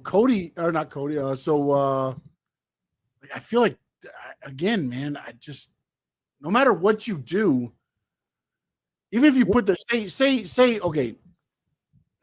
What I would like is Tama Tonga to make it all the way to the final and the bloodline to get involved in every single one of them. Even when the general manager goes, I'm getting everybody from the bloodline out of here, and I still want to like, because the bloodline right now has that, like, we don't care, we're the best, we're ruthless and all that stuff. Kind of like I mean, maybe it's not the best comparison, but remember that group that Mustafa Ali used to have? What was the name of that group that they were all? Retribution. Remember how Retribution would just come and try to like take over the show? Kind of like that's the vibe I want to get from the bloodline, that they want to take over, SmackDown and do it that way. When you bring back Roman Reigns, holy crap, what's going on here? And then you could create that civil war between Roman Reigns and his group, Jey Uso, Jimmy Uso, all those guys against Solo and his group. I think that's a vibe I want to get. Sorry, I'm gonna stop sharing this that way. No, but see, the problem with that is that oh yeah, damn. Our favorite part of the show, guys. So this is the only thing. Like, I feel like that Civil War is going to be more of a slow explosion than it happened that quickly. And no doubt says Roman could return in Saudi. It sounds cool. At least. No, 100%. But my thing is, like, and again, Saudi, you get those because they pay more money for the people to come over. That's why the Undertaker goes over there to eat with the princes. And so Roman will probably be on the trip, regardless if he's going to show up on camera or not. Mm-hmm. And it does, but I would hope that it's a slower build than just returning at the pay-per-view in Saudi Arabia to start the feud. Like, I don't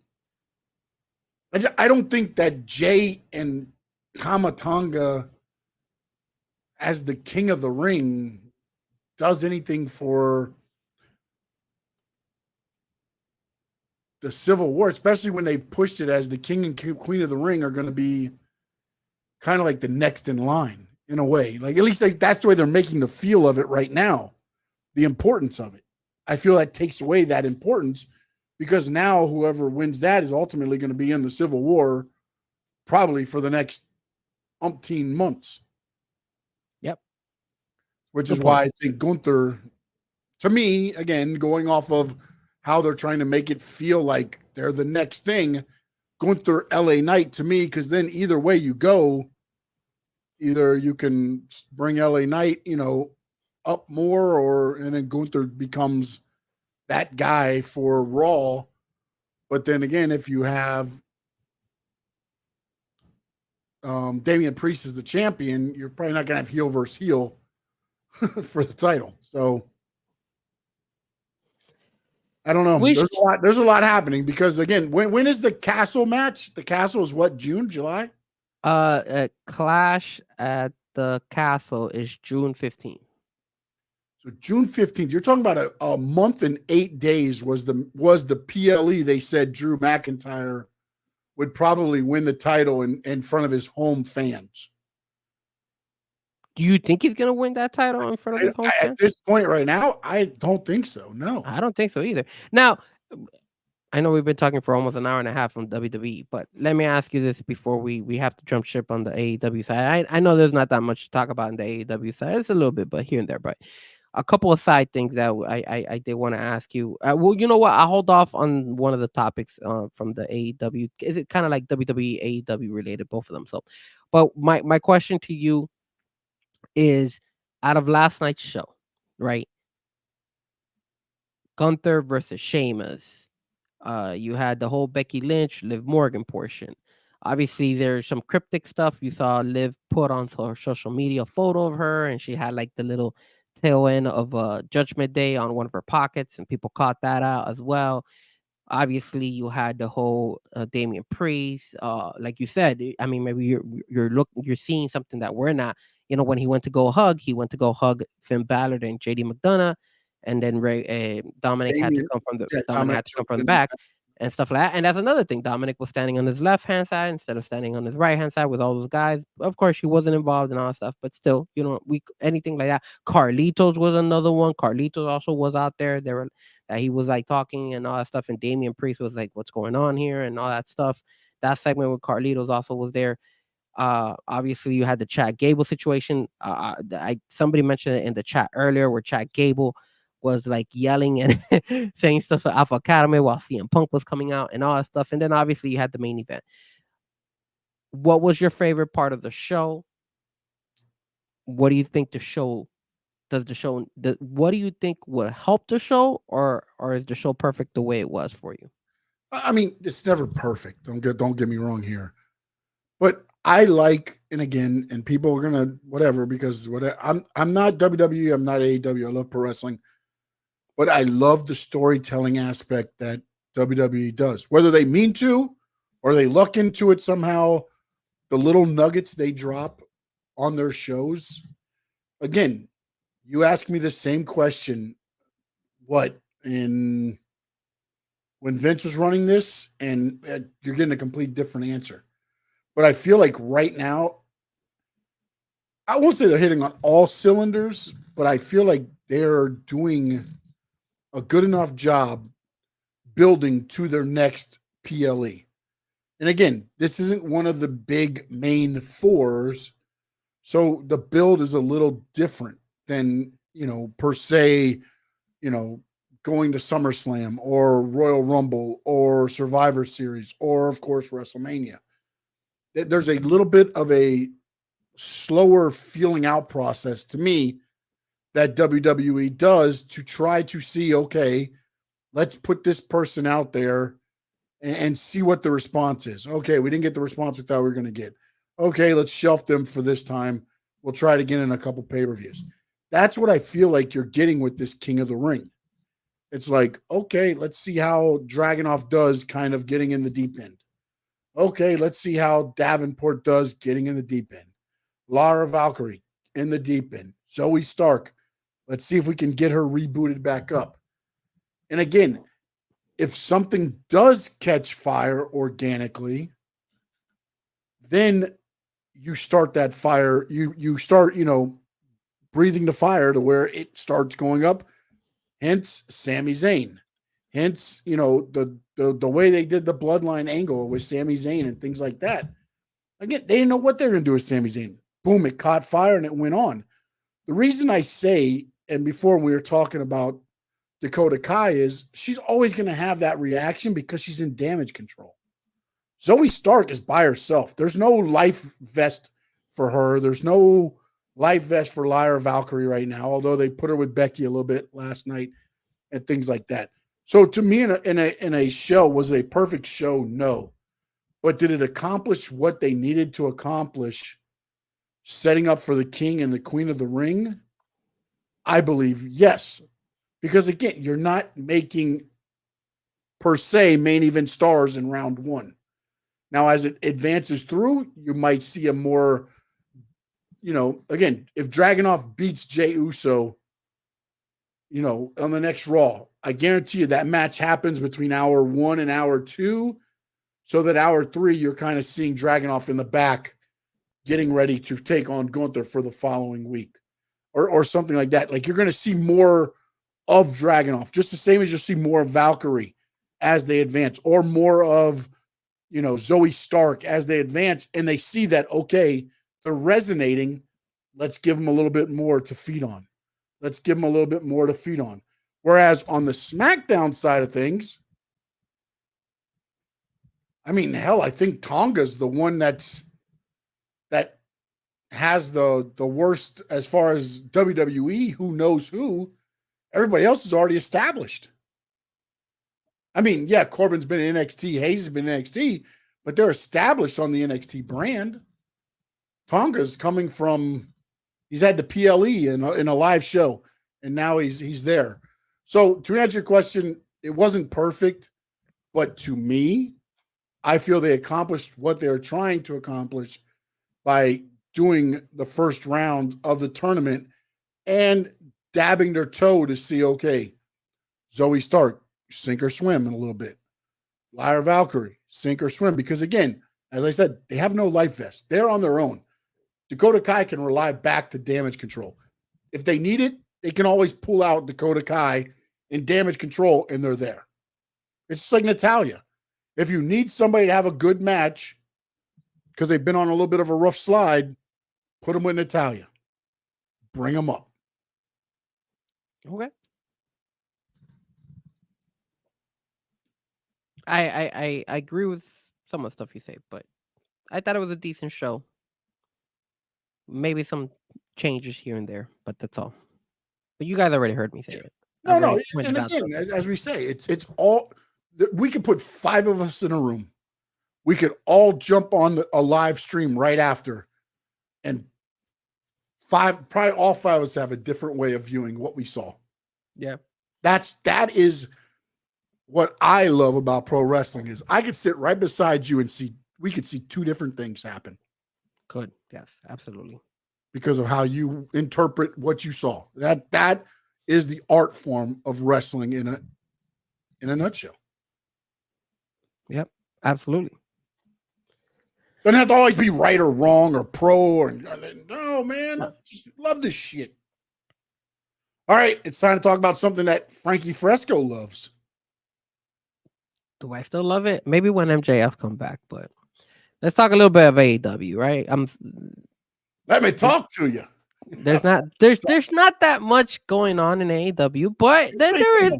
Did the show not start the way I said it would? All right, so did the show not start the way I said it would? Let's go back to your question. Did AEW Dynamite and Rampage, that 3-hour show, seem like a Monday Night Raw show? And to be honest with you, it did. And I don't know about you, I liked it. I thought it was a lot better than having Rampage on Friday. As a matter of fact, I always said I think they should go to 3 hours. Although I don't like the way they pattern everything. True. I don't like here's Dynamite for 2 hours and then we give you Rampage right after. But we're not going to go through the times.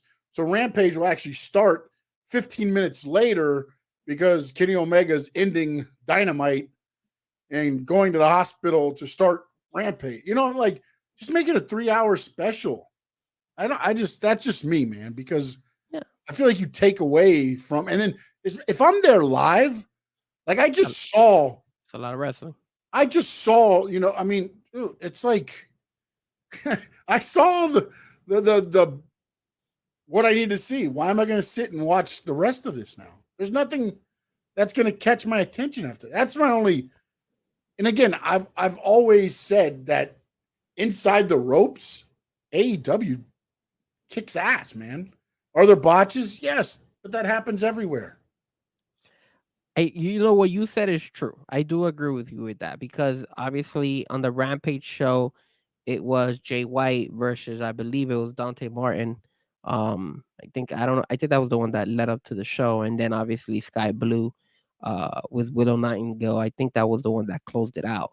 Those are matches that you would not close a show with. Obviously, those would be matches that would probably start or be somewhere in the middle. You need because what happens here is that, like you said, Dynamite is so good, you end Dynamite on a high note, but then you fall back because you're giving not the same type of quality on the Rampage side. And not to disrespect the wrestlers, but obviously the momentum of the character, like who's selling, which Not only character that, are you invested in right now? You've been to AEW, not to cut you off, but to cut you off. The show started like 7 for Ring of Honor tapings. Then they do the live Dynamite. Then sometimes they'll record a Rampage or maybe more Ring of Honor. Like it's a lot for a crowd to be up for and down for and up for. Because again, in wrestling, it's a roller coaster ride you should be taking.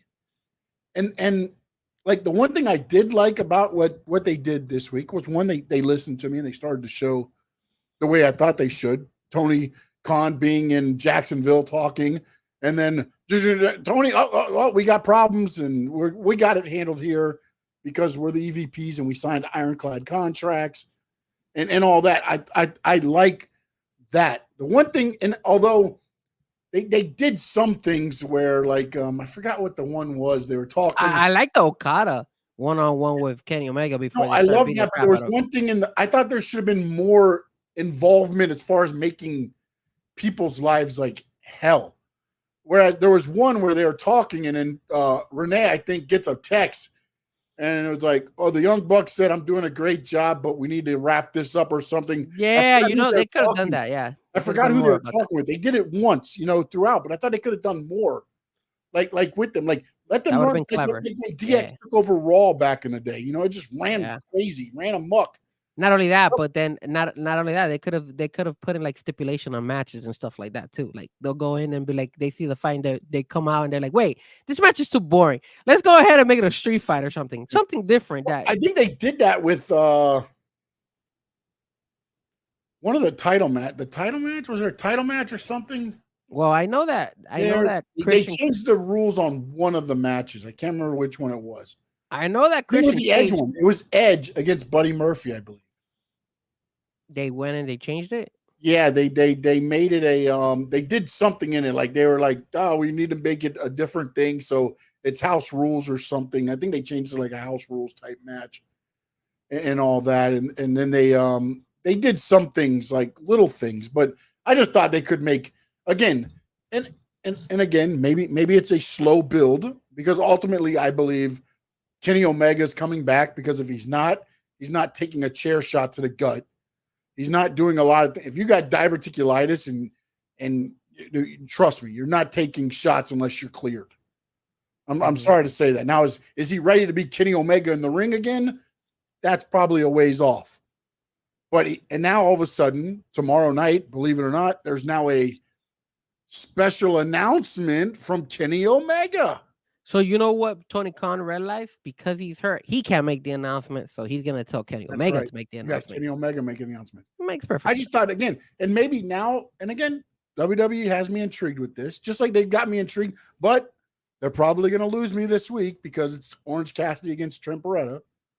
Again, they've got. Why would you put that fight on Wednesday? Hopefully something happens to where they don't. But it's like. That's the one that you could build up. To me, you could build further and further to where it gets to the pay-per-view, and then you want to see it.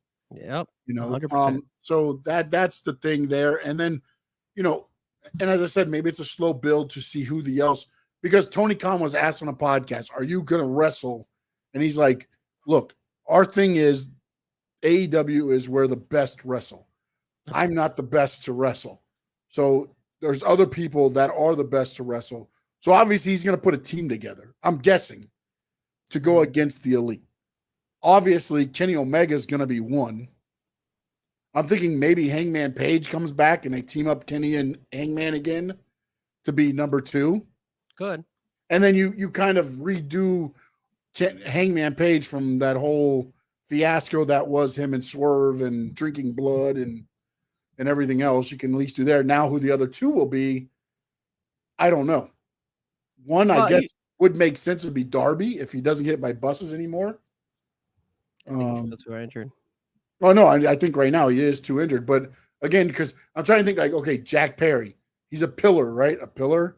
So now you bring in another pillar. I guess it'd be the only one you have left. Chris Jericho. Yeah, right. He's going to be with the Elite, right? That's where you want him, with the Elite. I want him with the I Elite. want him off TV for a while. But now they're putting him with Big Bill. Just stuff the You know who you bring back? I think he's probably about to be cleared. Ricky Stark. Bring him back. But Ricky was such a good heel. But I believe Santana let us know who the other person was that's in talks. That's what I'm going to say. Remember, he said it's more than Cody. There's one more. And everybody thought it was MJF. I think it's Ricky Starks. I wouldn't be surprised. He was over there at WrestleMania with Dustin. Dustin. Yeah. Dustin Rhodes. So now I will say this. I was happy that they brought and they put Christian versus Swerve. I'm happy it's somebody different and not like they didn't just throw somebody out there. Like it makes sense. The whole he attacked my son and left him laying in his own blood. Like at least they're making things work.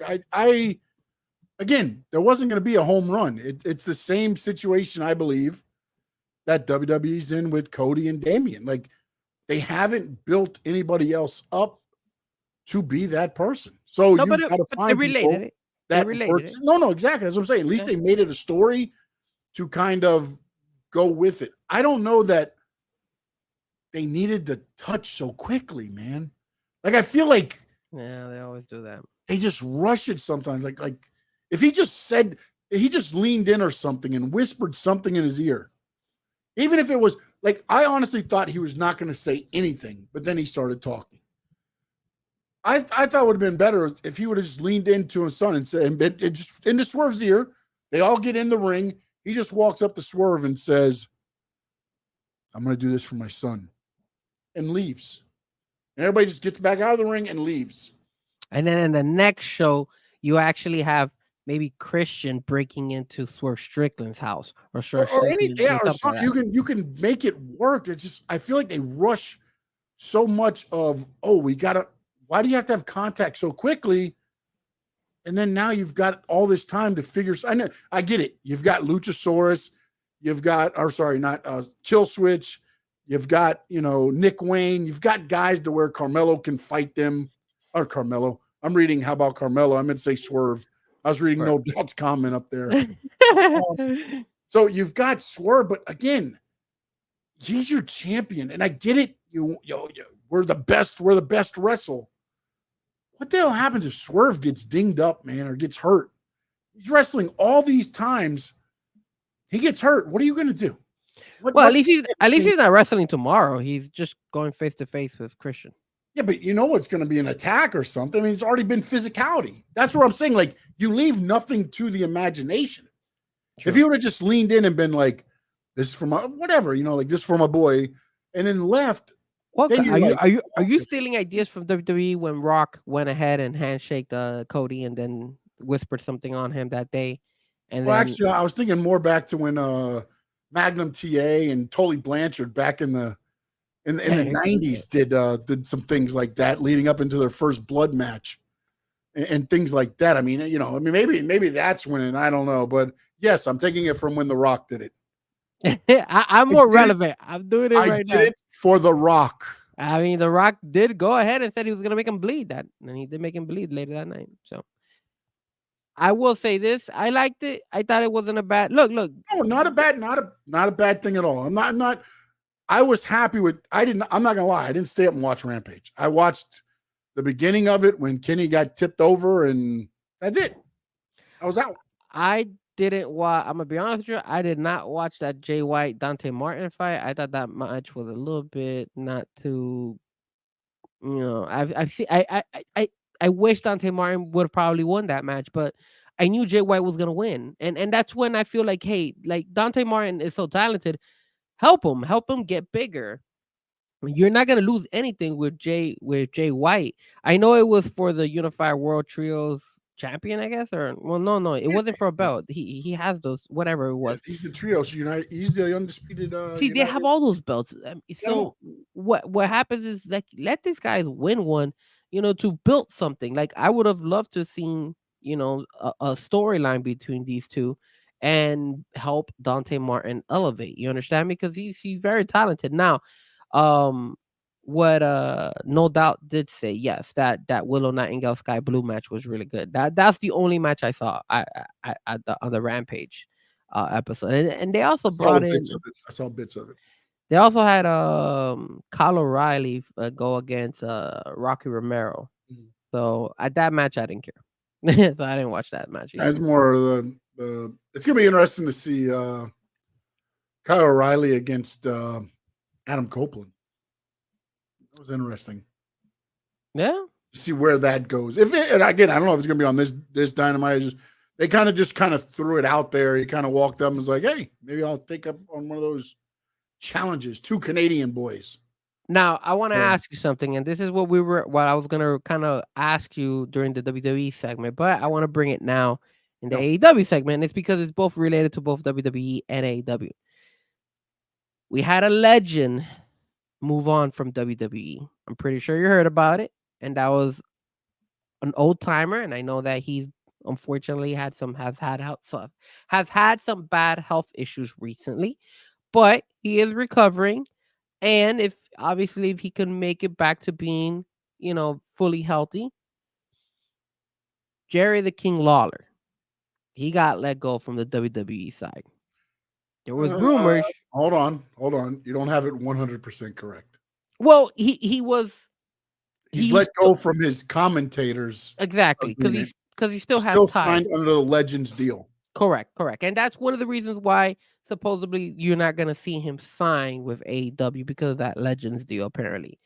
But my question to you is, if Jerry Lawler was to get healthy again, and if he was actually, man, he's a legend. He loves the sport. Sometimes some of these guys don't want to let it go, right? Look at Jim Ross. Jim Ross is a perfect example. Maybe he shouldn't be commentating, but I like the fact that they're bringing him every once in a while, and he'll do one match, and I think that's cool. If Jerry Lawler was to go that far and say, "Hey, you want to know something? I want to go back to commentating," and WWE tells them no, do you think he will go and say, "Hey, can I make my way over to another one?" Even though he's in that Legends contract, but if there's any wiggle room, I don't know how these contracts work, so don't quote me on it. If he leaves, he loses the Legends deal. So he would not be able to. I don't know if they can walk away from Legends deal, or if it has to expire, or that I don't know. But I mean, he would not get the Legends deal from WWE, because what that allows him to do is to go to the WrestleMania weekends and get paid for appearances through WWE. So yeah, and their merchandise and anything like that through WWE. So, and to answer your question, I'll be pretty honest on this. I loved Jerry Lawler and Jim Ross. They were soundtracks to, some of the greatest wrestling moments. But no, I don't want to see Jerry Lawler and Jim Ross together again. I honestly think they need to let Jim Ross do more of an insider thing and have him do the sit-down interviews and make that a segment for Jim Ross, and not necessarily call matches as much. And I love Jim Ross, man, and he can still do some of that. But man, I just feel like, and it's not, I don't want to speak wrong and say it's hurting his legs, because I don't think he's hurting his legacy. That's not the thing to say. But I want to remember him as the Attitude Era JR, and even at the beginning of AEW, it was good. But as he's had his more health issues and things like that, like I just don't feel it's the same JR, man. And I'd rather him be in a controlled situation, have a sit down, use some of the JR, language and slobber knocker and things like that, and interview some people and get that part of the performance, maybe more than seeing him calling matches, man. I don't know, man. I don't, I just don't see him the same as he was, man. And same with Jerry Lawler. Look, Jerry Lawler used to be on all of the pre-shows. And when he had his health scare, they removed him and probably for the better, man. And he was still wrestling up until his heart attack or his stroke. I can't remember exactly. Yeah, he had a stroke. Yeah. So he was still doing shows like wrestling. And now he's had to take a course of time off. I just, man, like now it's Excalibur's time, man. It's Taz. I mean, Taz is still in that area. I just feel like it's time for them to pass it on. Tony Schiavone's good. At first, I thought Tony Schiavone was getting in too much. Now it seems like he's found the niche there to where it's not overpowering. They throw him out there every once in a while when he's doing it's Sting. It's, all the little things that you remember and things like that. I just, it's time to let these new guys go, man. Well, look, I like what they're doing with JR. I like that they bring him every once in a while and he calls a match. I like that. I think it not only because, yes, you and me and a lot of us old wrestling fans remember JR and Jerry Lawler from the back in the day when it was the Attitude Era and all that stuff. But some of the new generation, some of the people who don't tune into that much wrestling, at least they're getting a little preview. Maybe it's not the same JR, but that's what I'm worried about is like we talk. But you want to know? You want to know? One of the top announcers ever. You watch JR today. Are you saying the same thing? I'm gonna give you an example. The first time you're seeing it. I'm gonna tell you why it's not the same, but at least I'm still seeing it. And you want to know why I take this type of route and why I think this way is because my example is gonna be in the boxing world. I never saw Mike Tyson when he was Mike Tyson, the high-end Mike Tyson, when he was living it up and he was like whooping everybody's ass. I was too little. I was a jit, so I don't remember seeing any of his fights. I did get to see Mike Tyson when he came back, when he fought against Peter, I think it was Peter McNeely or something like that. I think that was his name. I don't remember if that was his name. And no, was it Peter McNeely? I don't remember. It was the white guy who was who was fighting him. It was his first match coming back, and I remember all the hype. Damn, I forgot his name. If you guys remember who I'm talking about, McNeely, but I don't know if this is the one you're talking about. It was that first fight that he came back with against that white guy, and he was like a Joe Schmo at that. They were hyping it up. It was Don King hyping it up and everything. It was really funny. And then obviously I got to see that. I got to see him against Evander Holyfield and all that stuff. And even though I did not get the Mike Tyson from the 80s, I got to see Mike Tyson. And I will always remember Mike Tyson. Even though it wasn't the best Mike Tyson, I will always be able to go ahead and say, damn, I saw Mike Tyson, which made me also want to tune back at some of this old stuff and take a look at the old stuff of Mike Tyson and be like, and then appreciate what Mike Tyson did back in the day. That's kind of similar, the route that I take with JR. That's kind of the similar route that I take with Jerry the King Lawler.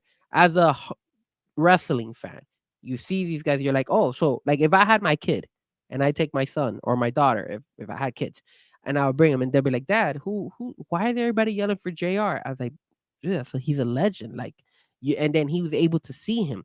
So now when he grows up, he's be like, oh yeah, I remember JR. But now maybe he'll tune into some of the old fights back in the WWE world where he's like, oh, that's what my dad was talking about. JR, that's him. Oh, okay, makes sense. Cause how do I could relate to this with my brother, because between me and my brother, we have a 9-year difference. So my brother knows a lot of wrestling, but a lot of the stuff that he remembers is because I would tell him, and he would be like, "Oh, dude, you don't remember who this guy is? You don't remember?" And he'll be like, "No." And then all of a sudden, I'll be like, "Look, we used to watch him this and this." And like, "Oh, yeah, I do remember of him a little bit." And then it kind of brings that nostalgia. So then it brings that interest. And then that regular casual wrestling fan, like my brother was, is now more of a hardcore who now all of a sudden I see my brother tuning into the old shows, see him tuning into, hey, let me watch this documentary of this guy. Let me watch the documentary of WCW. My brother was never around during the WCW like whole blowout with the NW and all stuff. He was too little. So again, that's the only reason why. If JR is healthy and he wants to do a match here or there, I'm fine with him doing it. I think that's cool as long as he's fully healthy.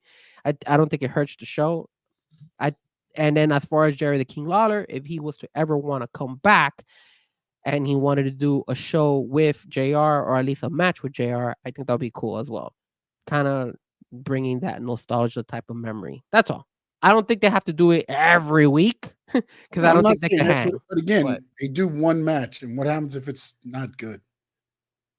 that's fine.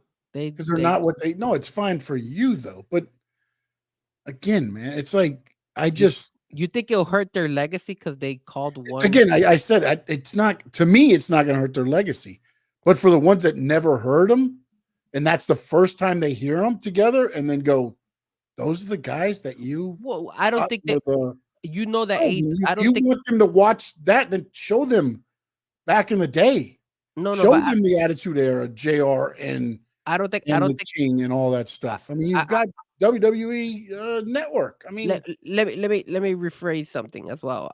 I'm not gonna go as far as to say that just leave JR and Jerry the King Lawler working together. I still think it would be a 3-man panel because you're right. I don't think those two can hang by themselves anymore.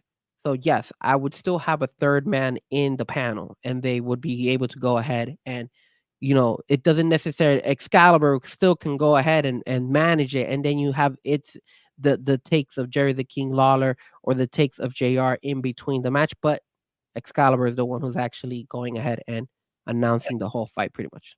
I think JR, again, a long form interview or a series on AEW TV would be perfect for him, man. Just because you can get to see his wrestling knowledge, his everything like that, without having to be out there saying all these new moves and slobber knockers. Because what you want to hear from JR is a slobber knocker and all that stuff. Not hear him saying, flying, whatever it's going to be. To me, the speed now is a lot quicker than what it was back in the day.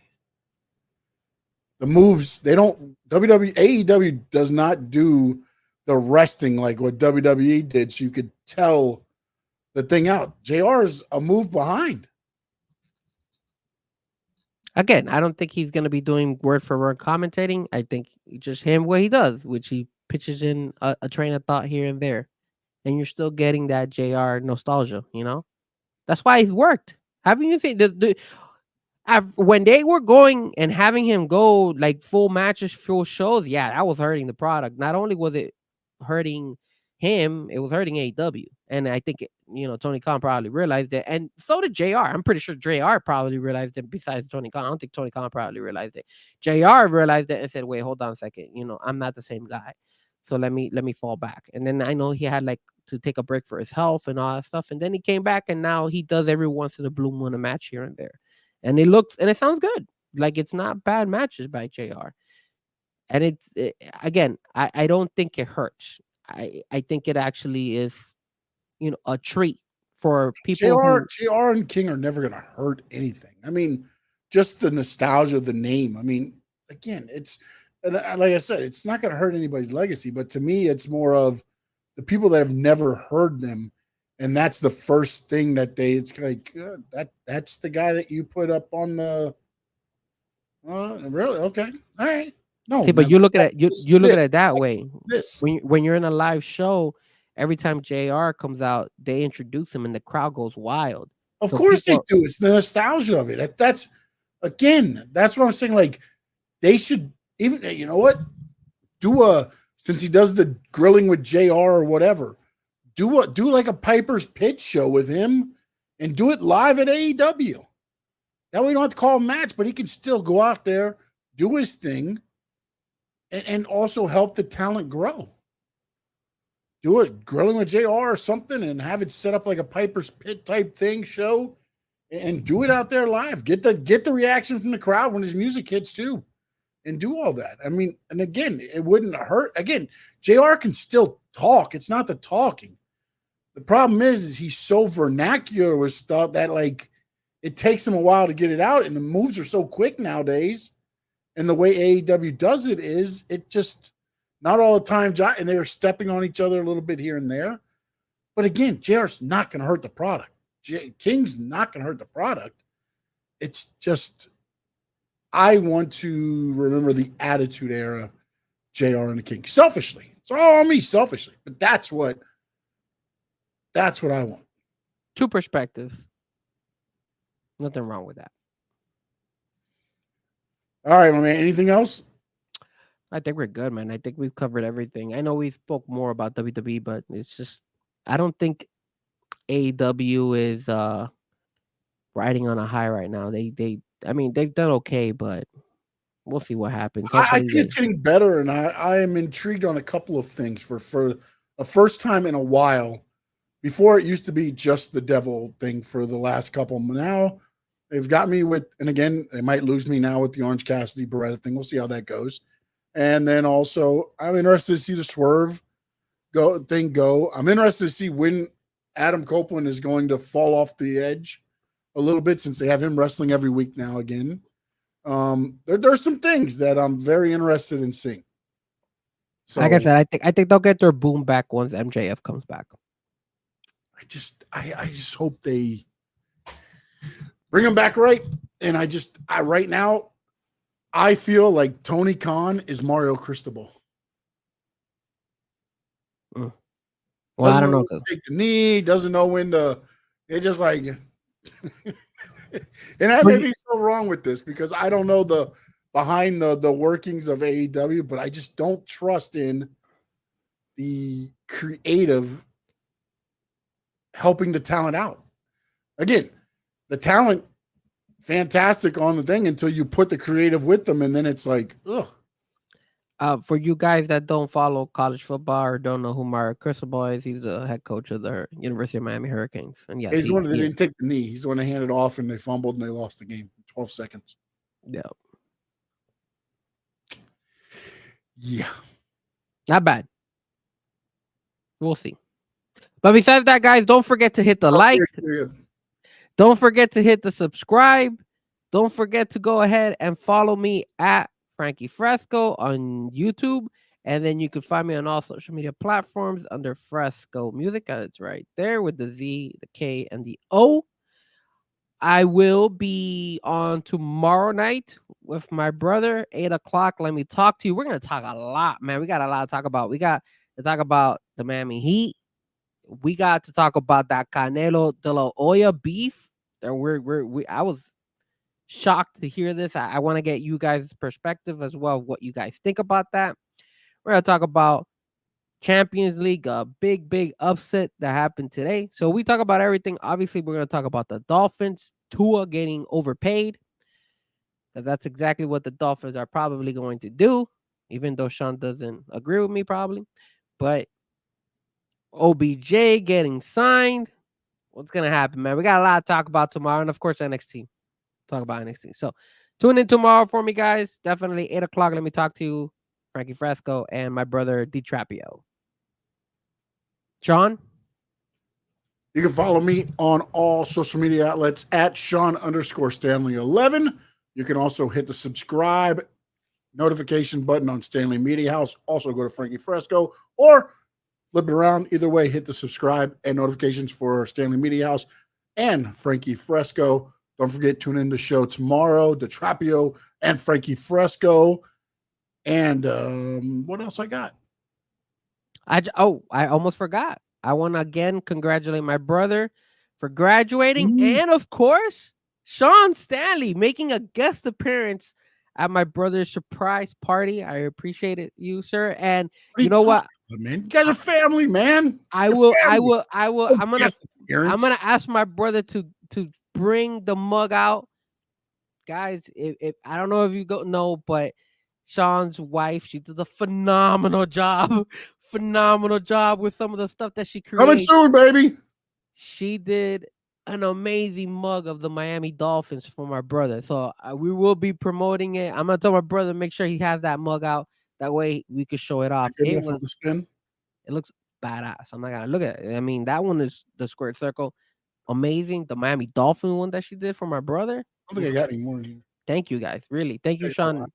And also tell your wife thank you so much. My brother loved it. And we'll definitely be promoting it tomorrow during the show. It's badass. I will show it out. That way you guys can see it.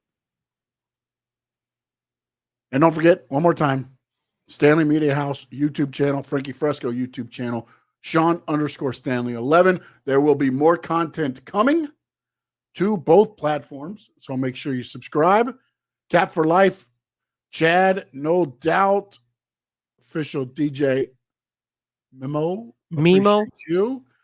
Terry, Karoon was in the house. Bounce DJ was in the house. Steven Gonzalez made an appearance. Nice, Steven. Yeah, Trappio was in the house. Cap for Life, as I said before. Josh, my dad, appreciate everybody watching us on X. If you're watching us on X, don't forget, please jump over to the YouTube channels. It is Frankie Fresco. It is Stanley Media House. Hit the subscribe notifications. Every Tuesday, 7 p.m., we're here talking WWE, AEW, anything else going on in pro wrestling world. If you would like us to talk about some others or interested in some interviews, please follow us on social media at Sean_Stanley11. Frankie's at Fresco, DJ Frankie, where are you at? Fresco Music. Fresco Music, I'm sorry. Drop us a DM, let us know. We don't know all of the independent federations, but we will be happy to promote anybody. And in the words of the great Gordon Soley, so long from the sun, shine, stay.